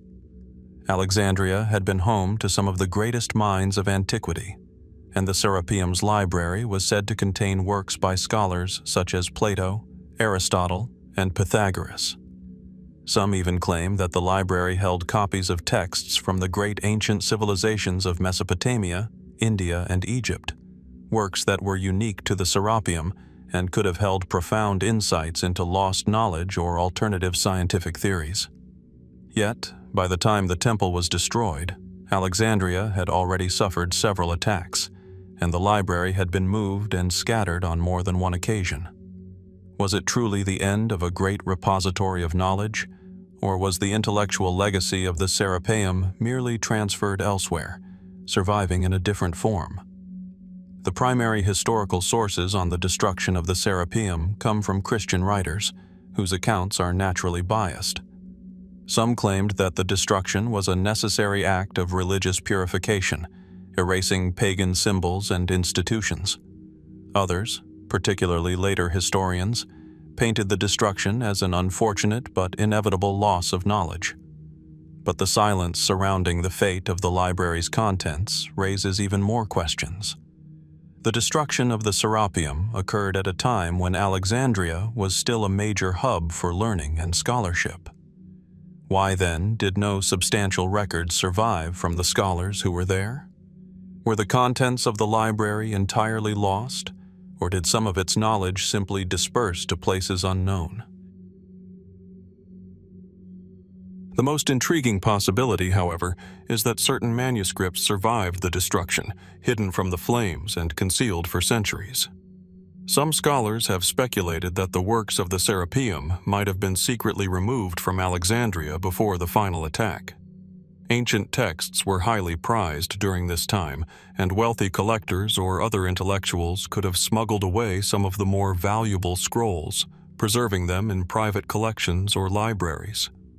It's possible that a few lucky fragments made their way to other parts of the world, Rome, Constantinople, or even the far reaches of the East.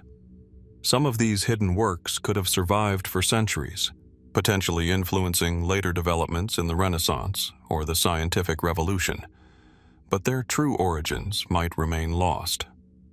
Additionally, the destruction of the Serapeum coincided with the rise of Christianity and the consolidation of Christian power throughout the Eastern Roman Empire. Some have suggested that the Christian authorities might have deliberately sought to suppress knowledge of certain pagan philosophies or scientific theories in order to assert the supremacy of their own theological teachings. If that was indeed the case, then the loss of the Serapeum's knowledge could have been more than just collateral damage in a war of religion. It could have been a calculated effort to eliminate certain intellectual traditions that did not align with the new Christian orthodoxy. Yet, even with the loss of Alexandria's library, the 5th and 6th centuries saw the continued growth of learning across the Mediterranean. The works of Greek philosophers, mathematicians, and scientists were not forgotten. They found new homes in places like Rome, Constantinople, and the distant libraries of the Islamic world, where they were translated, preserved, and expanded upon. However, there is a lingering question that remains unanswered. What specific works were contained in the Serapeum library that were lost to time? Could there have been knowledge within its walls that might have changed the trajectory of intellectual thought if it had survived? As we look back at the destruction of the Serapeum, we are confronted with a deep, unresolved mystery. Was the knowledge of the Serapeum truly lost in the fires that consumed the temple, or did some of it survive, hidden away in ways that history has yet to reveal? Could there be fragments of ancient wisdom still buried in forgotten manuscripts, waiting to be rediscovered? And if so, what might those texts contain? Secrets, insights, or forgotten ideas that could reshape our understanding of the ancient world? The loss of the Serapeum remains one of the greatest intellectual tragedies of history, and yet its true fate may still lie out of reach, waiting for the right discovery to bring us closer to understanding what was lost and what might still be found. Milan, 392 AD. The grandeur of the Western Roman Empire still echoes through its sprawling palaces and forums, but beneath this imperial glory, there were shadows. Emperor Valentinian II, a young man in his 20s, ruled over the western half of the Roman Empire, a realm on the brink of collapse. His court was one of intrigue, ambition, and political games, where even the smallest misstep could lead to catastrophe. It was within the walls of this very palace that Valentinian's life would come to an abrupt and mysterious end. The emperor's death was sudden, and to many, unexpected. He was found dead in his room, allegedly having hanged himself with a simple cord. The news spread like wildfire, sending shockwaves through the empire. A young ruler, full of potential, dead at just 21 years old. Was it truly suicide, as was reported? Or did darker forces conspire to end his life, masked by the appearance of a self-inflicted death? The official story, endorsed by the Christian chroniclers of the time, was clear. Valentinian had taken his own life. But the lack of evidence and the strange circumstances surrounding his death make this narrative far from conclusive. In the turbulent world of the late Roman Empire, where power was often held by generals and advisors, was it possible that the young emperor had been manipulated into a corner so tight that death seemed like his only escape? Valentinian II's reign had been precarious from the start. He inherited the throne at the tender age of 4, following the death of his father, Emperor Valentinian I, and his early years were marked by the regency of his mother, Justina. As Valentinian grew older, he found himself constantly overshadowed by powerful figures at court, most notably the general Arbogast, a man of formidable influence and ambition. Arbogast had been a loyal supporter of the late Emperor Valentinian I, and now, with Valentinian II on the throne, he held immense sway. But rather than fostering an atmosphere of cooperation, the relationship between the young emperor and the general seemed to deteriorate. It was clear that Valentinian II was a puppet in the hands of Arbogast, and many believe this tension could have been a key factor in the emperor's downfall. In the years leading up to his death, Valentinian had sought to assert more authority over his own reign, distancing himself from Arbogast's overwhelming influence. But was he truly in control? Some historians argue that Valentinian was simply a figurehead, a ruler who was manipulated by those who held real power in the empire. Could this have pushed him to a breaking point, where he felt he had no other choice but to end his life? Or was his death the result of something far more sinister? The theory of suicide, while widely accepted in historical texts, is not the only explanation. A more provocative theory suggests that Valentinian II was murdered, and that his death was cleverly staged to look like a suicide. The prime suspect in this theory is none other than Arbogast.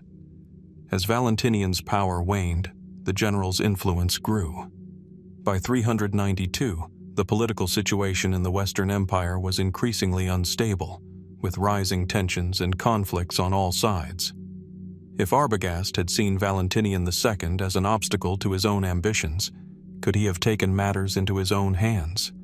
Some argue that Arbogast, knowing that the emperor was unlikely to simply step aside, might have orchestrated his death, eliminating the figurehead emperor and positioning himself as the real power behind the throne. The theory of an assassination is further fueled by the strange events that followed Valentinian's death. Rather than mourn the loss of their emperor, the court quickly moved to secure the position for a new ruler, Eugenius, a man who had been placed on the throne with the backing of Arbogast. This swift transition of power and the complete lack of public outcry raises unsettling questions. Was Valentinian's death merely a political maneuver, executed to remove an inconvenient ruler, or was there something deeper at play? Another angle to consider is the political context of the time. In 392, the Roman Empire was teetering on the edge of collapse. The empire had been divided into two halves, with Valentinian II ruling over the western portion, while Theodosius I ruled the east. The Eastern Empire was more stable, but in the west, power was slipping through the cracks. The empire's borders were under siege from barbarian tribes, and the traditional Roman way of life was crumbling in the face of growing Christian influence. Valentinian II, though a Christian himself, had a tumultuous relationship with the church. His mother, Justina, was a fervent Christian who supported the rise of the faith, but Valentinian was seen as more of a figurehead than a true believer. Could religious tensions have played a role in his death? Was his death tied to the larger cultural and ideological shifts that were sweeping across the empire? In the context of religious upheaval, some historians speculate that Valentinian's death may have been the result of a conflict between the emperor's followers and those who wished to consolidate power in the name of Christianity. The 4th century was a time of great division within the Roman Empire, as Christianity gained more power and influence. Pagan practices were being stamped out, and the old Roman ways of worship were being replaced by the new Christian orthodoxy. Did Valentinian's ambivalence toward these religious shifts alienate powerful factions within the empire? Was his death, in part, a consequence of these ideological battles? As we examine the life and death of Valentinian II, we are confronted with an unsettling truth. The answers are not easily found. Was he a young man overwhelmed by the pressures of ruling an empire, so much so that he chose to end his life? Or was his death the result of a conspiracy, an assassination carried out by those who sought to manipulate the shifting political landscape of the empire? The conflicting accounts and the mysterious circumstances surrounding his death leave more questions than answers. In the quiet, windswept fields of Suffolk, England, lies a site that has captured the imagination of historians, archaeologists, and mystery enthusiasts alike. The Sutton Hoo Burial Mound, rising from the earth like a sentinel guarding its secrets, holds one of the most extraordinary discoveries of the early medieval period. Beneath its surface, in 1939, a treasure trove of Viking Age artifacts was unearthed, including a magnificent Anglo-Saxon ship burial, a moment frozen in time, rich with symbolism, history, and mystery. Yet, despite the wealth of material that has been uncovered, The full story of the Sutton Hoo Burial remains elusive. Who was buried here? What was the significance of the elaborate items and the grandeur of the burial itself? And perhaps most intriguing of all, why was such a remarkable burial placed in the heart of this seemingly quiet landscape? The Sutton Hoo site was, at first glance, an unremarkable stretch of land crisscrossed by ditches and mounds, covered with heathland and brambles. However, beneath this tranquil exterior, the mounds held the weight of history. When a group of archaeologists, led by Basil Brown, began excavating the site in the late 1930s, they were prepared for the ordinary. But what they uncovered was far from mundane. A ship, 27 meters long, was discovered buried beneath the soil, accompanied by a vast array of treasures, gold and silver objects, a ceremonial helmet, intricate weapons and shields, all of which had been carefully placed in the grave of a powerful individual. A burial fit for a king, or at least someone of tremendous importance. The wealth and craftsmanship of the items found at Sutton Hoo suggest the deceased was of high rank, possibly a ruler, though the identity remains speculative. Some historians have proposed that the site may be the final resting place of King Raedwald of East Anglia, a figure known from historical sources, but nothing definitive has been found to confirm this theory. The most striking aspect of the Sutton Hoo discovery is the ship itself.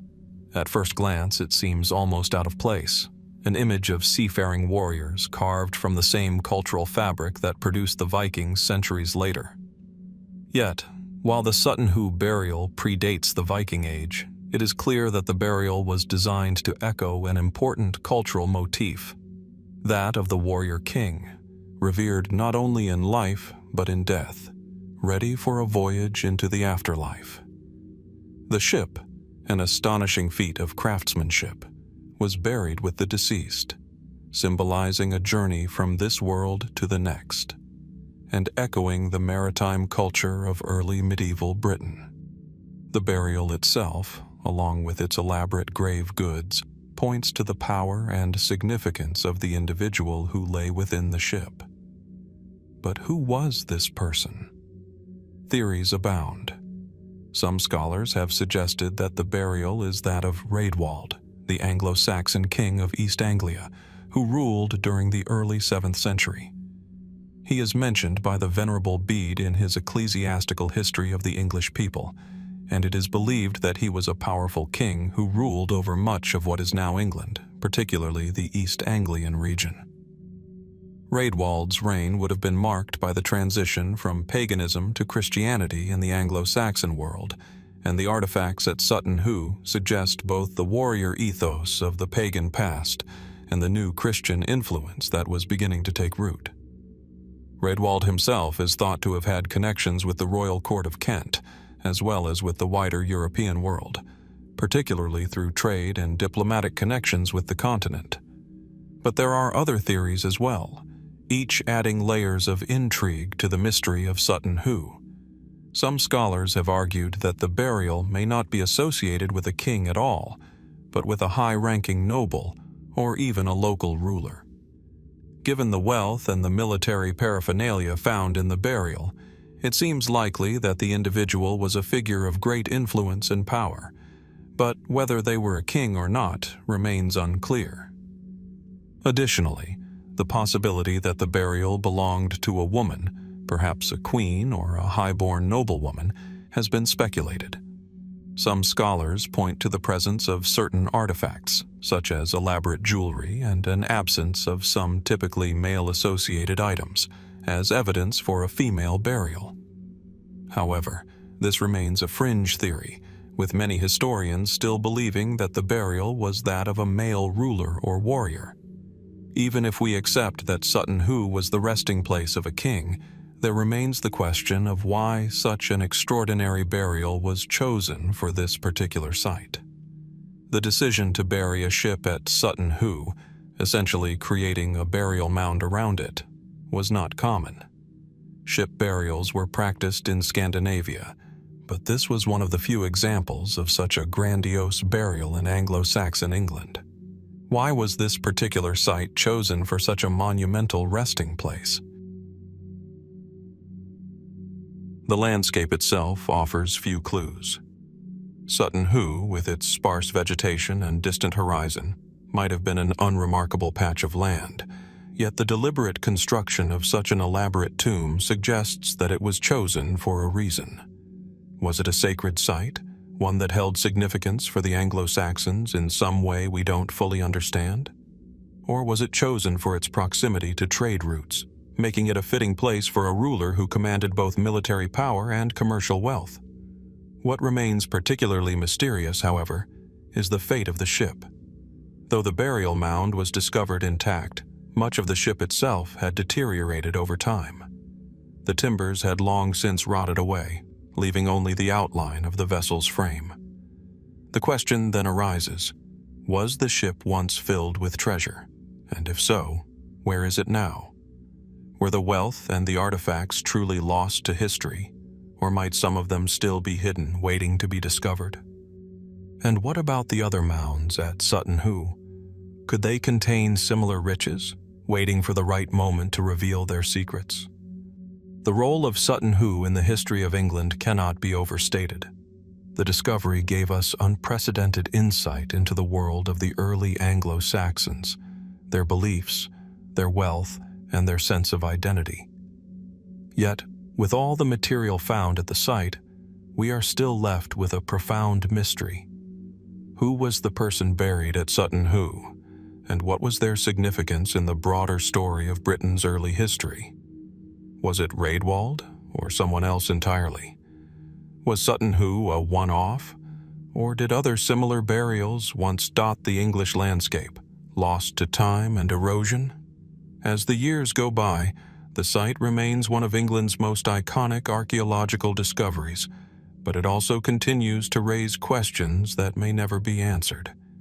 The Sutton Hoo Burial remains a tantalizing glimpse into a past that, despite our best efforts, continues to elude full understanding.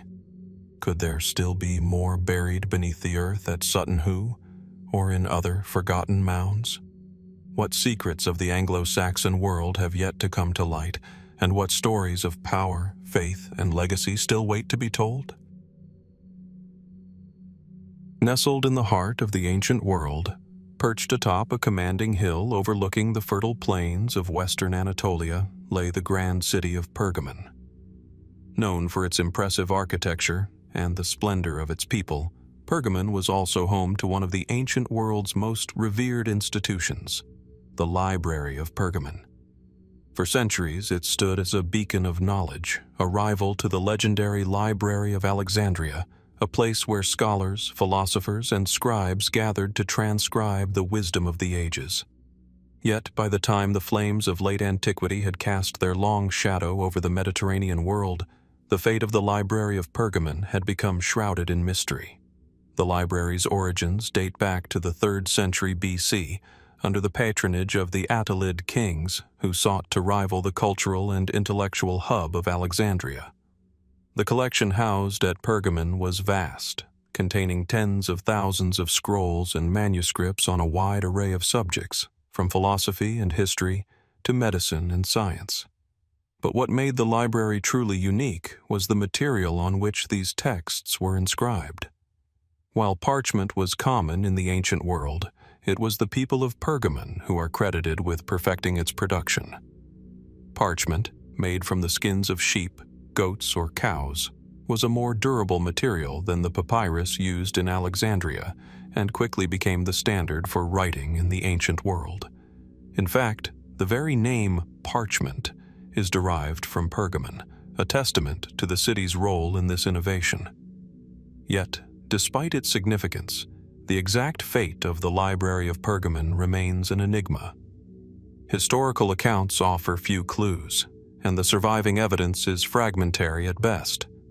Some sources suggest that the library, like many of its contemporaries, was a victim of the chaotic and destructive events of the Roman conquest. After the rise of the Roman Empire, Pergamon itself fell into decline, and its once proud library may have suffered the same fate. It is said that during the reign of Emperor Augustus, in the 1st century BC, the library in Alexandria, already a renowned center of learning, was gifted a significant number of Pergamon scrolls, likely as part of a cultural exchange. Could this act of transference mark the first signs of Pergamon's decline as a center of learning? But the story does not end there. As the Roman Empire solidified its dominance, the city of Pergamon fell into relative obscurity. The library, once a symbol of intellectual achievement, may have been abandoned or destroyed. Some scholars speculate that it was lost to the ravages of time and war, left to decay in the ruins of a city slowly crumbling under the weight of new empires and shifting priorities. But was it simply abandoned? Or was there more to the story? The disappearance of the Library of Pergamon is not merely a tale of cultural decline. It is a story of deliberate destruction, of knowledge silenced by the forces of history. By the 4th century AD, the rise of Christianity and the disintegration of the Roman Empire ushered in an era of religious and political upheaval. The fall of paganism and the ascendancy of Christianity would forever change the cultural landscape of the Roman world, and many ancient institutions, including libraries, were caught in the storm. The Library of Pergamon, like so many others, may have been seen as a relic of the past, a symbol of paganism and idolatry incompatible with the new Christian order. Were the scrolls of Pergamon discarded, destroyed, or forgotten in the wake of this transformation? The most tantalizing mystery surrounding the library's demise lies in the potential role of the Byzantine Empire, which succeeded the Roman Empire in the eastern Mediterranean. Pergamon's fall in the late Antiquity period coincided with the rise of Constantinople as the epicenter of the Byzantine Empire. Did the Byzantines inherit the library? Or did they choose to abandon or destroy its contents as part of the process of reshaping their cultural identity? We know that the Byzantines held on to many ancient texts, often preserving them in the form of illuminated manuscripts. But did they purposefully leave Pergamon's scrolls to decay in the dust of time, casting aside the knowledge contained within? Adding further complexity to the mystery is the idea that the Library of Pergamon could have been looted or destroyed during one of the many invasions that marked the decline of the Western Roman Empire. One of the most notable moments of destruction came during the Gothic invasions of the 5th century AD, when the empire's holdings were ravaged by the Visigoths and other barbarian tribes. Was the library among the casualties of this widespread pillaging? If so, what happened to the wealth of knowledge it contained? Could some scrolls have been carried off to distant lands, lost forever in foreign lands? Or was the entire collection simply erased, with no surviving fragments to speak of? There are some who believe that the library's contents may have been saved in secret, hidden away by those who recognized its value. Could the library have been buried intentionally, its scrolls preserved in the hope of a future rediscovery? It is an intriguing possibility, though no concrete evidence has ever surfaced to support such a claim. Were any of the ancient texts preserved outside the city? And if so, where might they have been taken, and who might have hidden them? In an even more speculative vein, some have suggested that the destruction of the Library of Pergamon might not have been accidental at all, but rather the result of a deliberate act by those who sought to suppress the knowledge it held. As Christianity spread throughout the Roman world, the destruction of pagan institutions and texts was not uncommon. The library's loss could have been a direct result of these efforts to erase the past, to rid the world of the knowledge that came from cultures considered pagan. If the library's scrolls contained secrets of science, philosophy, or even the occult, could there have been forces at work to ensure their permanent disappearance? However, it is important to remember that much of this remains speculative. While it is certain that Pergamon's library was an intellectual treasure, no conclusive evidence exists as to its ultimate fate. What we know is that the city of Pergamon faded into history, its library becoming a ghost, a symbol of the past. The stories that once filled its scrolls are mostly lost to time, leaving only fragments and traces for modern archaeologists to piece together. Was the Library of Pergamon truly destroyed in its entirety? Or did pieces of it survive in unexpected places? Could the secrets of Pergamon be waiting to be uncovered in some distant archive, or perhaps hidden in the shadows of forgotten libraries, where time itself may be the only barrier to rediscovery? As we continue to explore the strange and mysterious corners of history, the fate of the Library of Pergamon remains a poignant reminder of the fragility of knowledge and the enduring power of history's mysteries. What more lies waiting to be discovered about this ancient intellectual beacon, and what other secrets of the past remain hidden in the shifting sands of time? In the winding hills of the ancient world, where myth and history intertwine, one story has echoed through centuries, woven into the fabric of religious texts, folklore, and medieval traditions.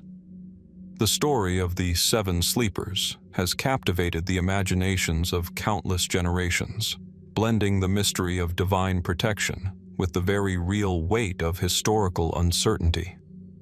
The tale is simple enough. A group of young men, said to be of noble birth, flee religious persecution and take refuge in a cave, where they fall into a miraculous sleep that lasts for centuries. When they awaken, they find a world utterly transformed, far beyond anything they could have imagined. At the heart of this story lies a key question: who were these seven sleepers? The legend itself has deep roots, appearing in various forms across different cultures, from Christian to Islamic to pre-Islamic traditions. Yet despite its widespread resonance, the identity of these sleepers remains an elusive enigma, tied to the intersection of myth, history, and religious belief. In some versions, they are Christian martyrs. In others, they are symbols of faith, eternal sleep, or even resistance to oppressive regimes. But no matter the version, the mystery remains. Was there any historical basis for their story, or is it purely a creation of the human imagination, born out of hope and divine inspiration? To begin understanding the mystery of the Seven Sleepers, we must first delve into the geographical and historical context of the story. The most widely accepted version of the tale places the Seven Sleepers in a cave near the city of Ephesus, in what is now western Turkey, a region that was part of the Roman Empire at the time. The site of the cave, known today as the Cave of the Seven Sleepers, has long been a destination for pilgrims seeking to connect with this timeless tale. It lies nestled in the rugged hills of the ancient city, overlooking the verdant landscapes that were once home to thriving communities in the Roman period. But was this story merely a local legend, or was it something more? The legend's origins date back to the 3rd century AD, during the reign of the Roman Emperor Decius, a time marked by violent persecution of Christians. The Seven Sleepers, according to Christian tradition, were a group of young men who, rather than renounce their faith, chose to flee into the mountains and hide in a cave. There, they fell into a deep, miraculous sleep, an act of divine protection, it is said, only to awaken centuries later, during the reign of the Christian Emperor Theodosius, who had ordered the destruction of pagan temples and the official adoption of Christianity. In Christian tradition, the tale is often interpreted as a story of resurrection and divine grace. It underscores the idea of Christian martyrdom and the miraculous power of faith, reflecting the religious struggles of the time. Yet, the narrative's implications extend far beyond its religious significance. What happened to the Seven Sleepers during the centuries they were in their deep sleep? And why did the story endure across such a vast expanse of time, finding resonance not only in Christianity, but in Islamic and other religious traditions as well? The story of the Seven Sleepers is not confined to Christian thought alone. Islamic tradition also holds a version of the tale, one that closely mirrors the Christian narrative, but with some important differences. The people of the cave, as they are known in the Quran, are a group of young men who fled their city to escape religious persecution, hiding in a cave where they fell into a deep sleep. The Quran emphasizes the divine nature of their sleep, stating that they stirred not for centuries. When they awoke, the world had undergone a profound transformation. This narrative echoes the Christian version, but offers distinct variations. For instance, in the Quran, it is said that the sleepers were not martyred, nor were they of royal blood. Rather, they were ordinary individuals caught up in a time of crisis. Their story, though different in detail, conveys similar themes of faith, divine intervention, and the power of patience. In both traditions, the seven sleepers serve as symbols of endurance and hope, of individuals preserved through divine will to witness the triumph of their faith. The variations between Christian and Islamic traditions offer an intriguing window into the way the same fundamental story evolved to fit the beliefs and cultures of different religious communities. But the most significant question remains: did these seven sleepers actually exist, or is their story a construct, born of religious allegory and the timeless human desire to find divine answers to the mysteries of life? As we turn our attention to the historical backdrop of the tale, certain elements of the story seem to align with known events of the time, while others remain tantalizingly enigmatic. The period during which the seven sleepers are said to have lived was one of intense political and religious turmoil. The Roman Empire, in the midst of a sweeping wave of religious persecution, was embroiled in conflicts that shaped the course of its history. Emperor Decius, known for his systematic persecution of Christians, sought to stamp out the growing movement by targeting its leaders and followers. In this context, the Seven Sleepers' flight from persecution seems plausible, as it reflects the real threat faced by early Christians. However, as we move further into the historical record, the concrete evidence for the existence of the Seven Sleepers becomes increasingly scarce. Some historians have argued that the legend may be rooted in the historical phenomenon of individuals escaping persecution by taking refuge in caves or remote areas. The motif of divine protection in a hidden place was not uncommon in early Christian writings and could have been inspired by other, earlier traditions of the time. But no definitive evidence has been found to suggest that a group of 7 young men who slept for centuries actually existed. Moreover, the question of why the story endured so long after its origin is equally puzzling. Why did this particular narrative, among many others, resonate across centuries and cultures? Some suggest that the Seven Sleepers were symbols of hope, used to inspire perseverance in the face of persecution and suffering. The image of divine intervention, in which the sleepers were preserved through centuries of change, captured the imagination of people across time, offering a powerful metaphor for the resurrection of faith and the ultimate triumph of good over evil. But this idea, too, raises questions. Why was the exact number of 7 so significant? What role did the number itself play in religious symbolism, and how did it influence the story's survival? Another possibility is that the tale of the Seven Sleepers was adapted and reshaped by multiple cultures over time, with each retelling embedding new layers of meaning. The early Christians may have borrowed from ancient pagan traditions, adapting them to fit their religious narrative. The theme of a group of individuals entering an eternal sleep, only to awaken in a transformed world, can be found in various forms in many ancient cultures. Some have suggested that the story may have roots in older pre-Christian mythologies, stories of divine or heroic figures who journeyed into the underworld or into another realm, only to return to the world with new knowledge or understanding. This blending of traditions could explain why the story of the Seven Sleepers has persisted across centuries, evolving to meet the needs of different faith communities. Despite the many theories, no conclusive evidence has been found to settle the question of the Seven Sleepers' true identity. Were they real historical figures, or was their story the product of religious imagination, a myth that was shaped to carry a deeper spiritual message? The evidence we have, from the texts to the archaeological sites, is tantalizing but incomplete. What is clear is that the Seven Sleepers have captured the collective imagination, transcending religious boundaries and leaving a profound mark on both Christian and Islamic traditions. As we look to the future, the mystery of the Seven Sleepers remains one of history's most enduring questions. Will we ever uncover definitive proof of their existence? Or will their story continue to exist in the liminal space between myth and history, a testament to the enduring power of belief and the mysteries of the human experience?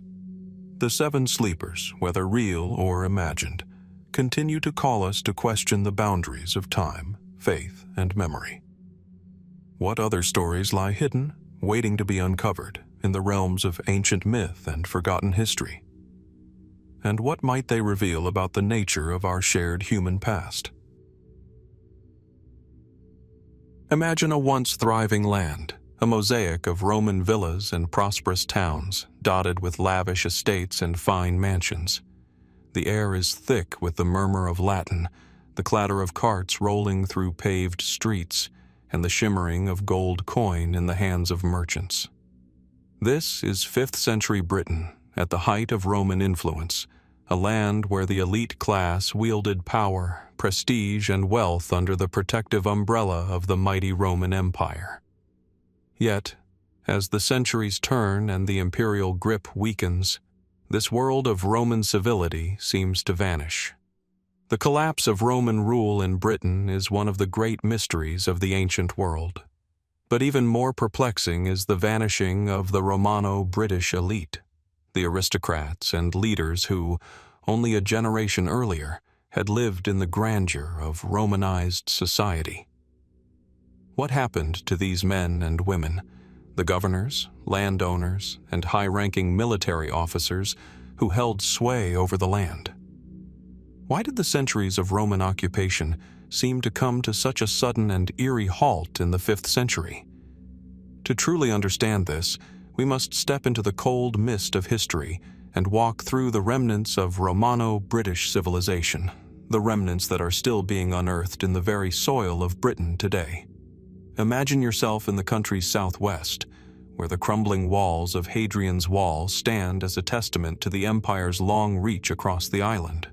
There, amid the scattered ruins of villas, fortresses, and farms, historians have discovered the remnants of a once great society, a society now almost entirely erased from the historical record. While the Roman Empire's retreat from Britain is often marked by the formal withdrawal of the legions around 410 AD, the actual end of Roman Britain seems far more complex. The historical accounts are scant, but the evidence left behind tells an even stranger story. Archaeological finds from this period point to a sudden and dramatic collapse of the Romanized elite. But what could have caused such a vanishing act? By the time of the early 5th century, the political landscape of Britain had become increasingly unstable. The Roman Empire, once a sprawling power that stretched from the sands of North Africa to the frozen tundra of the north, was on the brink of its own disintegration. From the end of the 4th century, invasions from Germanic tribes, Saxons, Angles, and Jutes, began to intensify, straining Britain's borders and its ability to defend itself. The legions that once patrolled Britain's coasts were gradually withdrawn, leaving the island vulnerable to external pressures. At the same time, internal instability plagued the Romanized elites.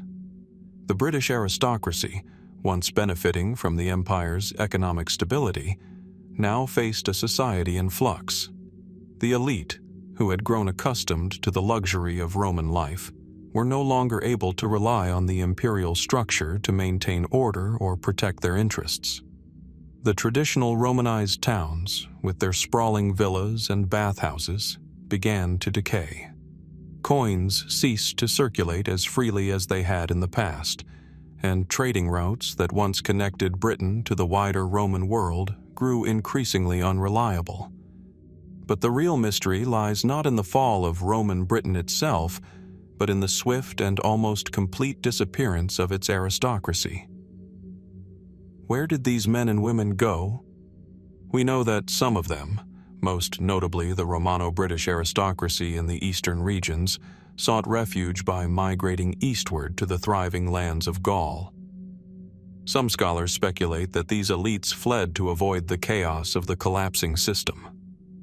Others suggest that, rather than fleeing, they may have simply been absorbed into the new wave of Anglo-Saxon settlers, melding into a new social order that arose from the wreckage of Roman rule. However, not all of the elite would have had the luxury of leaving Britain. What about those who stayed behind? What became of their estates, their villas, and the institutions they once ruled? Some scholars propose that the wealthy landowners and influential aristocrats were simply absorbed into the new tribal systems that began to take shape in Britain during this transitional period.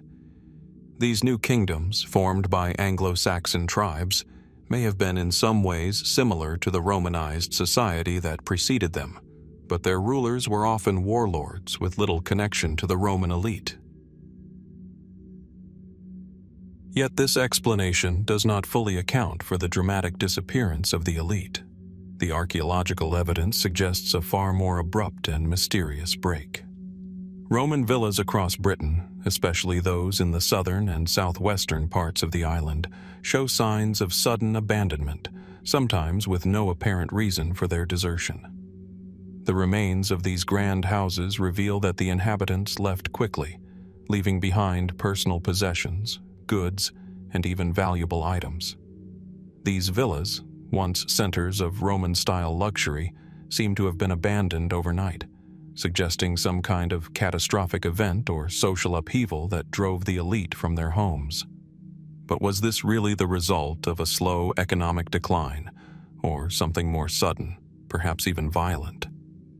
Some historians suggest that the Romano-British aristocracy may have been caught up in the chaos of invasion, their homes pillaged or destroyed in raids by Saxons or Picts.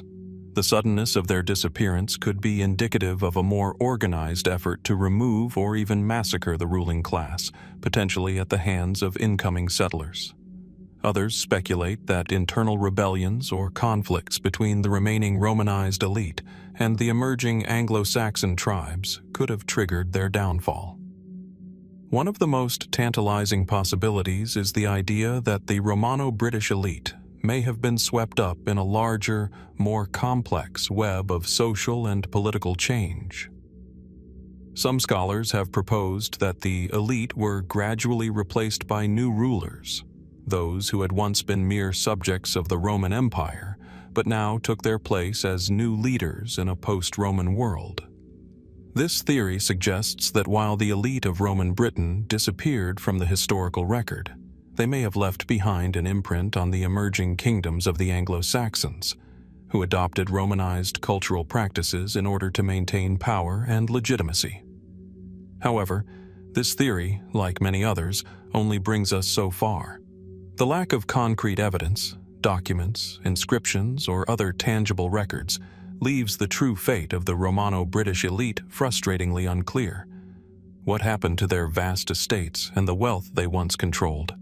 Why does the historical record remain so silent on their fate? Were they lost to time, absorbed into new social structures, or were they erased by the invading Saxons and their successors? Adding another layer of intrigue is the possibility that the disappearance of the elite may have been more mysterious and intentional. Could some of them have sought refuge in hidden locations, perhaps in the remote parts of the island? Could some have chosen to live out their lives in exile, perhaps blending into the emerging Anglo-Saxon or Celtic communities? Were they perhaps driven underground, forced to live in secrecy to avoid the new rulers? Ultimately, the fate of the Romano-British elite remains an unsolved puzzle, one that continues to tantalize historians and archaeologists alike. What is certain, however, is that their disappearance marked the end of an era. It is a moment when the old Roman order collapsed, and Britain entered a new, more fragmented phase of its history, one that would be shaped by invasions, migrations, and the eventual rise of new kingdoms and rulers.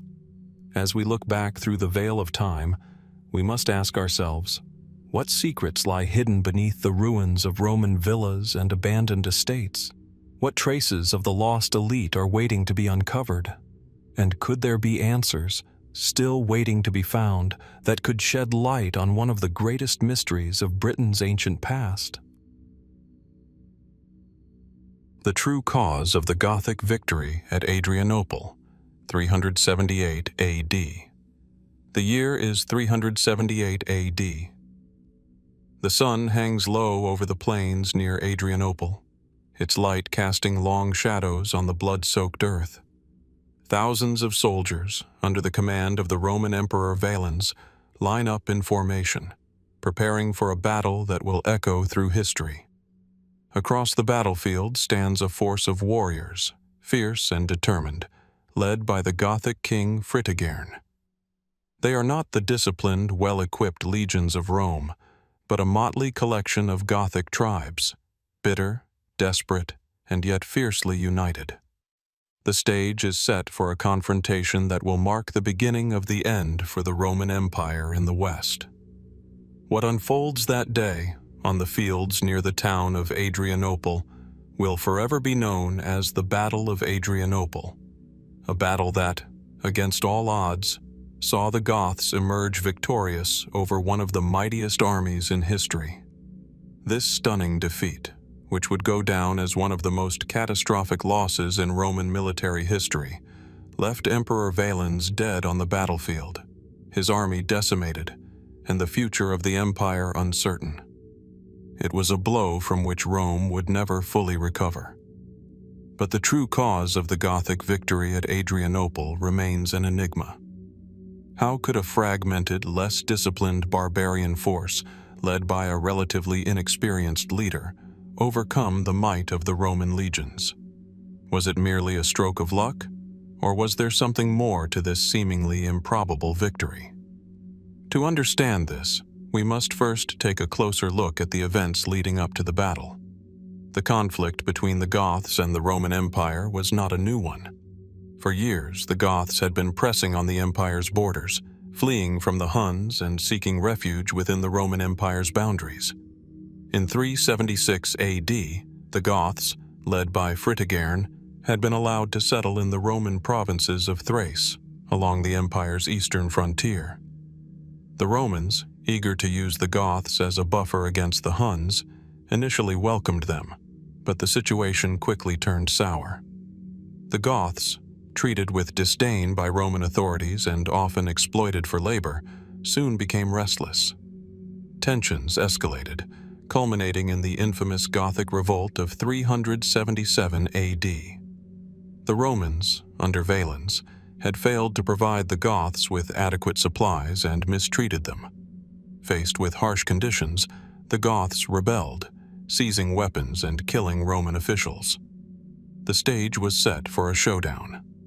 In 378 AD, Emperor Valens, eager to quell the uprising and assert Roman authority, led a Roman army of approximately 20,000 to 30,000 men to confront Fritigern's Gothic forces. Valens, overconfident and unwilling to wait for reinforcements from the Western Roman Emperor Gratian, moved hastily toward Adrianople.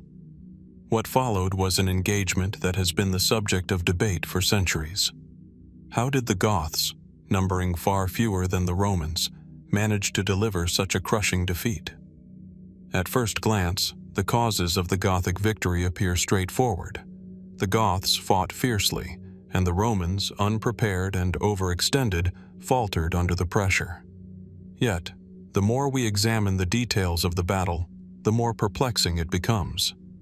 The traditional explanation suggests that Valens made a critical tactical error by committing his forces to battle without waiting for his reinforcements, leaving his army isolated and vulnerable. However, this view alone does not account for the devastating scale of the defeat. In truth, the Battle of Adrianople may have been influenced by a far more intricate set of factors, some military, others perhaps more subtle in nature. One possibility is the role of the Gothic cavalry, which was far more mobile and flexible than the Roman forces. The Roman army, with its heavy reliance on infantry formations, struggled to adapt to the speed and agility of the Gothic cavalry. The Goths, who had long been accustomed to mounted warfare, used their cavalry to outflank the Romans, striking at their vulnerable positions and breaking their lines. But even this cannot explain the staggering loss suffered by the Romans. After all, the Roman army had been the finest military force in the world for centuries. It had defeated far more formidable enemies before. Could it have been something more than just tactical errors or cavalry superiority? Some historians have suggested that there may have been a psychological element at play, a sense of dread, even panic, that swept through the Roman ranks in the face of an unfamiliar foe. The Goths were not merely barbarian invaders. They were a people whose very presence seemed to challenge the Roman conception of the world itself. Perhaps the Gothic forces were, in part, so effective because of their ability to exploit the Roman Empire's internal divisions. By the late 4th century, the Roman Empire had become a shadow of its former self, plagued by corruption, inefficiency, and internal strife. The loyalty of its soldiers had waned, and the political instability in the empire left its military command fractured. The Romans at Adrianople were not the elite troops of old, but conscripts, mercenaries, and men who had little loyalty to the empire. Their commanders, including Valens, were no longer the strategic masterminds of previous generations, but were instead caught in a system that had long since begun to crumble. Some scholars have speculated that a more hidden, almost metaphysical force may have been at work on that fateful day.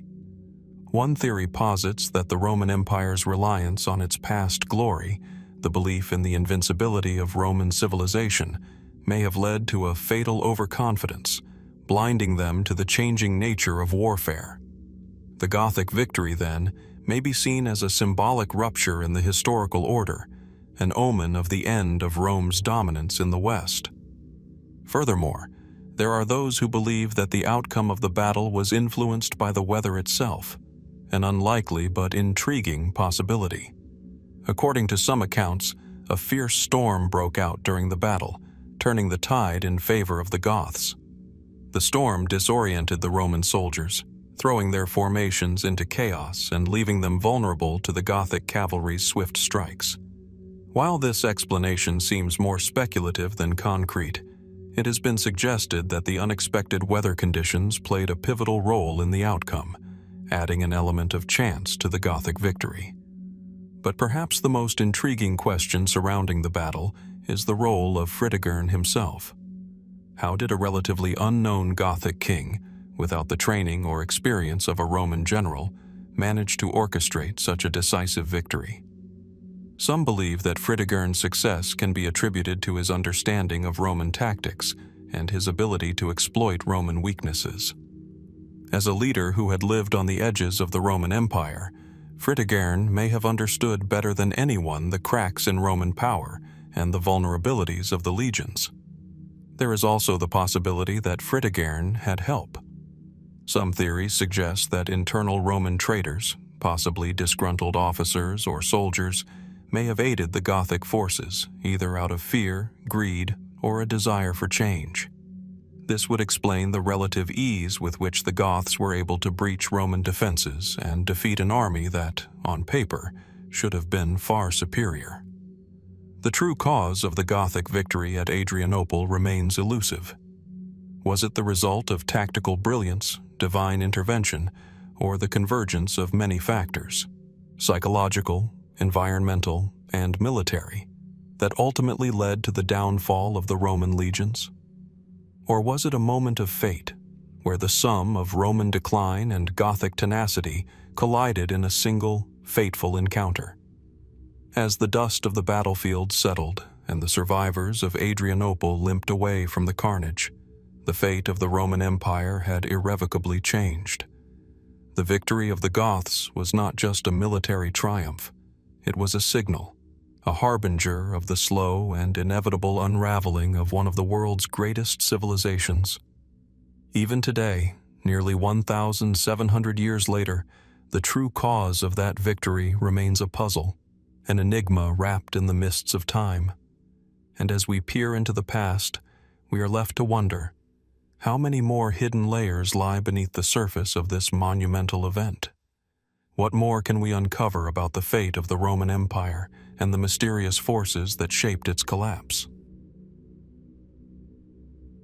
Deep in the Arabian desert, hidden beneath the relentless sands and forgotten by time, lies the legendary city of Ubar. Known in ancient texts as Iram of the Pillars or Iram Dat al-Imad, this lost city has sparked imaginations for centuries. Descriptions of its vast wealth, magnificent architecture, and cultural splendor suggest that it was once one of the most prosperous centers in the ancient world. But despite its prominence in various historical and religious traditions, Ubar seems to have vanished without a trace, leaving behind nothing but fragmented accounts and a multitude of mysteries. The city's story, intertwined with myth and history, is one of the most elusive puzzles from late antiquity. Ancient travelers, historians, and even the Quran mention Ubar, but their accounts are ambiguous, giving only tantalizing glimpses of its grandeur before its sudden disappearance.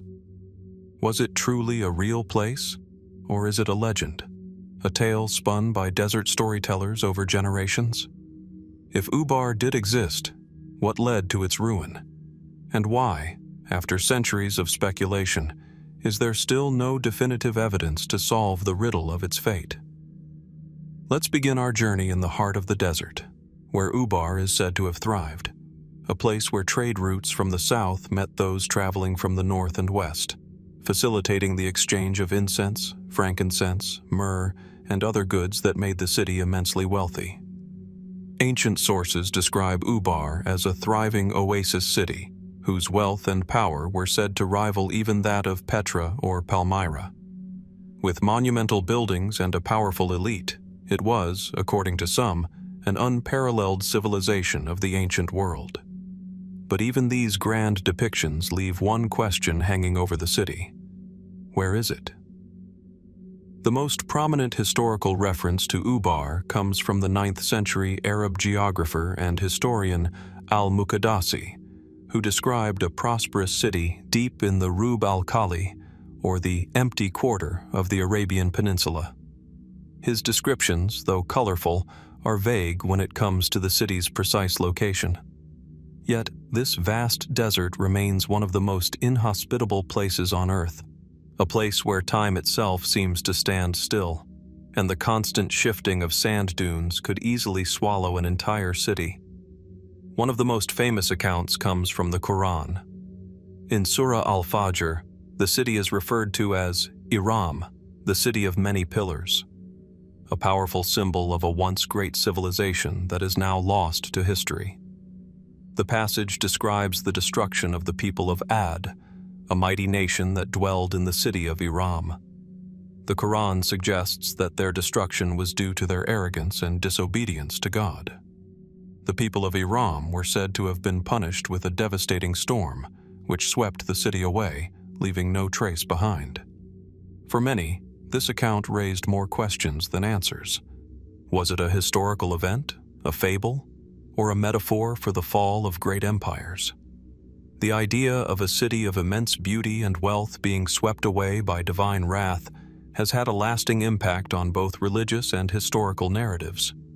Some consider the loss of Ubar a direct result of the inhabitants' hubris, a tragedy destined to befall every civilization that grows too powerful and forgets its place in the grand order of things. But is this divine retribution the whole story? Or did Ubar meet its end due to more earthly causes? A significant turning point in the investigation of Ubar's fate came in the 19th and 20th centuries, as explorers began venturing deeper into the deserts of the Arabian Peninsula. In the 1930s, explorer Bertram Thomas claimed to have located the ruins of an ancient city deep in the empty quarter. His reports fueled theories that Ubar might have been real and, perhaps, had simply been lost to time, buried under the shifting sands. But despite his claims, no definitive archaeological evidence emerged to confirm his discovery, leaving the idea of Ubar's existence in the realm of speculation. In the decades that followed, various explorers and scholars continued to search for the lost city, with some theorizing that it was located near the well-known oasis of Al-Ula, while others suggested locations further south. Yet, the remoteness of the area, combined with the harsh conditions of the desert, made it almost impossible to conduct thorough excavations. The sand dunes, constantly shifting, seemed to guard the city's secrets with impenetrable might. One of the most intriguing aspects of the Ubar mystery is the various accounts of its advanced architecture and engineering feats. Ancient texts suggest that the city was built with immense pillars, palaces, and fortifications, monuments that could have easily rivaled the grandeur of the classical civilizations to the west. These accounts paint a picture of a society rich not just in material wealth, but in culture and sophistication. The residents of Ubar were said to have mastered the art of irrigation, managing to thrive in the desert where others would have perished. Could such a city have been wiped off the map so completely? Some historians suggest that the city's destruction could have been the result of natural disaster, not divine wrath. Earthquakes, floods, or even the sudden drying up of essential water sources could have caused the city to collapse under the weight of its own success. After all, cities built in the desert are often dependent on fragile ecosystems. Water supplies can shift, oases can dry up, and trade routes can be disrupted by shifting political or environmental forces. But why would such an advanced civilization fall so quickly? The accounts of the people of Iram suggest that it was not simply a case of bad luck. There seems to be something more, a deeper cause of their ruin. In more recent years, some theories have even linked the fall of Ubar to the very nature of its geographical location. The Rub al-Khali, where the city is believed to have been located, is one of the largest sand deserts in the world. The shifting sands, over time, may have engulfed the city, burying it beneath layers of sand, rendering it unreachable to explorers. The idea that Ubar was buried, not destroyed, presents a chilling thought. What if the city still lies out there, preserved beneath the desert sands, waiting to be uncovered? Still, some skeptics question the very existence of Ubar. They argue that the city is more myth than reality, a story passed down through generations, enhanced by the imaginations of poets and scholars. Could it be that Ubar was never a physical city, but rather a symbolic representation of lost grandeur? A story meant to convey the impermanence of great civilizations, teaching a moral about the dangers of excess and pride? Yet, for all the debate, there are still tantalizing clues that suggest Ubar might not be entirely mythical. The concept of a vanished city, its wealth and power wiped from the map, is not unique to the Arabian Peninsula. Ancient accounts of lost civilizations, from Atlantis to Troy, have always held a fascination for historians and archaeologists alike. Could Ubar be yet another example of a once mighty civilization lost to the passage of time, or does it remain hidden for another, more mysterious reason? The search for Ubar continues to intrigue both scholars and adventurers.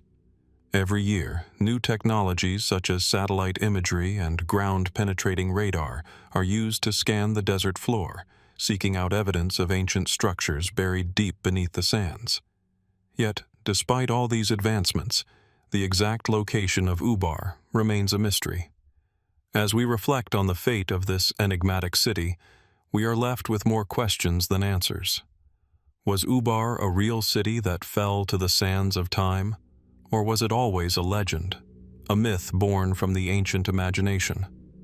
What caused its fall?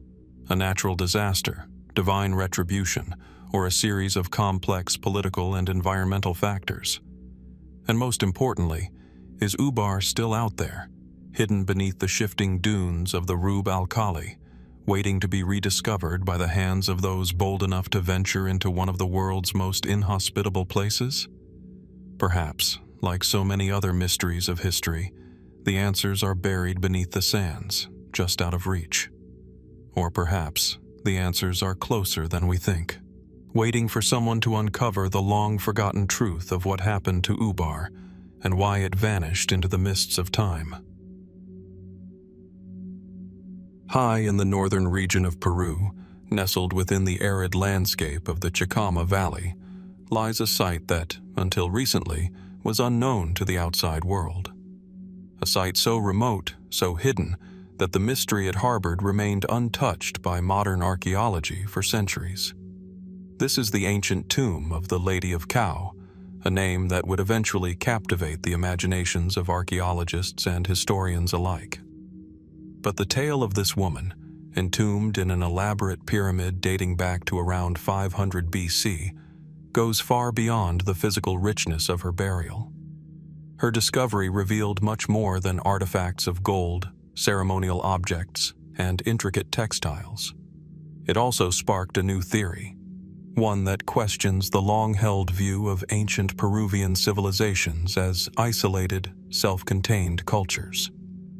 For centuries, the civilizations of the Andean region were believed to have thrived in relative isolation, their cultures distinct, and their trade networks limited to neighboring regions.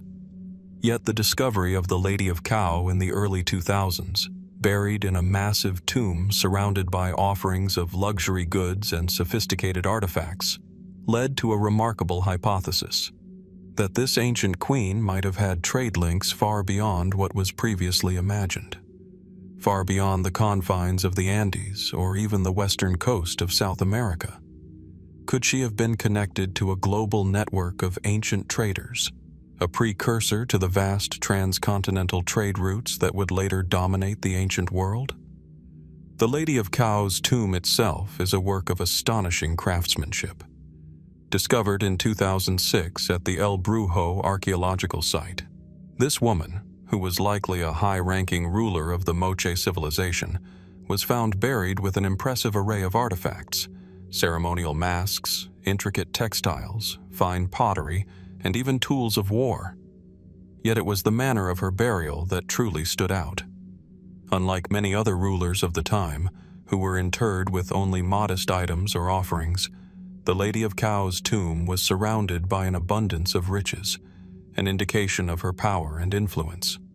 The remarkable preservation of her body, encased in a well-preserved, mummified state, further added to the intrigue surrounding her identity.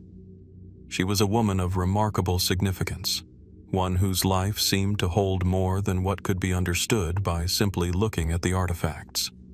As the years passed, the site became the subject of intense scholarly debate.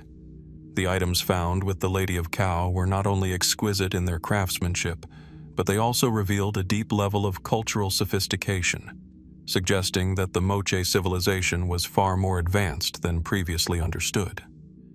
But it wasn't just the artifacts that raised eyebrows. What really caught the attention of archaeologists were the items found in her tomb that didn't belong to the Moche civilization at all. Among the many pieces, there were symbols, motifs, and even goods that seemed to have originated from distant lands, far outside the traditional boundaries of the Moche sphere of influence. The idea that the Lady of Kau's tomb contained foreign goods wasn't entirely new. Ancient civilizations were known to trade with each other across long distances, and the Moche, like other Andean cultures, were no strangers to this. Yet the sheer variety and number of foreign items found in the tomb pointed to something more significant than mere trade. These items suggested that the Moche were part of a much broader network of exchange than previously believed, a network that stretched across vast distances and possibly even connected the Andean region with ancient civilizations far beyond South America. One of the most compelling theories centers on the possibility that the Moche civilization, under the influence of powerful rulers like the Lady of Kao, may have had trade links extending all the way to the cultures of the Mediterranean and the Near East. This theory suggests that the Moche were not just exchanging goods with their immediate neighbors, but were part of a larger global trade network that spanned from the Americas to the Old World. At the heart of this theory is the idea of precursor trade links, trade routes that predated the more famous Silk Road or transcontinental maritime routes. According to this theory, the Lady of Kao's tomb may contain evidence of these early connections between the ancient cultures of the Americas and those of the Eastern Hemisphere. Among the foreign items found in her tomb were goods that appeared to have similarities to Mediterranean and Middle Eastern artifacts. There were intricate textiles with patterns resembling those found in ancient Egyptian and Mesopotamian cultures, as well as ceramics that displayed stylistic influences from the Mediterranean world. Was this evidence of direct contact, or was it the result of indirect trade carried out through intermediaries? Some archaeologists point to the presence of certain goods, such as highly refined glass beads and other luxury items, as evidence of such distant connections. These beads, which are similar in quality to those found in ancient Phoenician and Egyptian trade networks, raise the question, could the Moche, with their advanced craftsmanship and knowledge of metallurgy, have been involved in trade with the Mediterranean world or even further afield? The possibility of early transcontinental trade networks is not as far-fetched as it may first appear. Recent discoveries of ancient seafaring vessels and evidence of pre-Columbian maritime exploration suggest that ancient cultures may have had more extensive means of communication and exchange than once thought. The notion of long-distance maritime trade predates the famous voyages of Christopher Columbus or Vasco da Gama. The Moche civilization, known for its skill in metallurgy, pottery, and agriculture, may have played a central role in this global exchange, acting as a bridge between the Americas and the Old World. Yet, despite the tantalizing evidence, there are still many unanswered questions. How did these goods find their way to the Lady of Kao's tomb? Were they brought directly from the Mediterranean or Near East? Or were they passed along by other intermediary cultures over long stretches of time and geography? And more importantly, what does this suggest about the global interconnectedness of ancient civilizations, far before the commonly accepted dates for the rise of such networks? The theories surrounding the Lady of Kao's trade links remain speculative but intriguing. While the evidence found in her tomb points to some form of interaction with distant cultures, the full extent of those connections remains shrouded in mystery. Could the Lady of Kao have been a key player in a global trade network that spanned the ancient world, linking the Andean region with far-flung corners of the globe? Or was she simply a ruler whose wealth and influence attracted goods from across the known world? One thing remains certain. The Lady of Kao's story, like the story of her tomb, raises as many questions as it answers. The discovery of her burial has opened up new avenues of research and speculation, casting light on the complexity of ancient Andean societies and their potential role in a larger, interconnected world. But until further evidence surfaces, the true extent of her trade links and the nature of the connections between the ancient Americas and the Old World will remain one of the greatest mysteries of late antiquity. As we stand at the edge of this enigma, we are left to wonder, what other secrets are buried in the tombs of ancient rulers, waiting to reveal themselves? What truths lie hidden beneath the surface of history, waiting for a new generation of explorers and archaeologists to uncover? The Lady of Kao, with her tomb full of riches, may have left more than just artifacts behind. She may have left us the key to understanding a much deeper and older network of trade and cultural exchange than we ever imagined.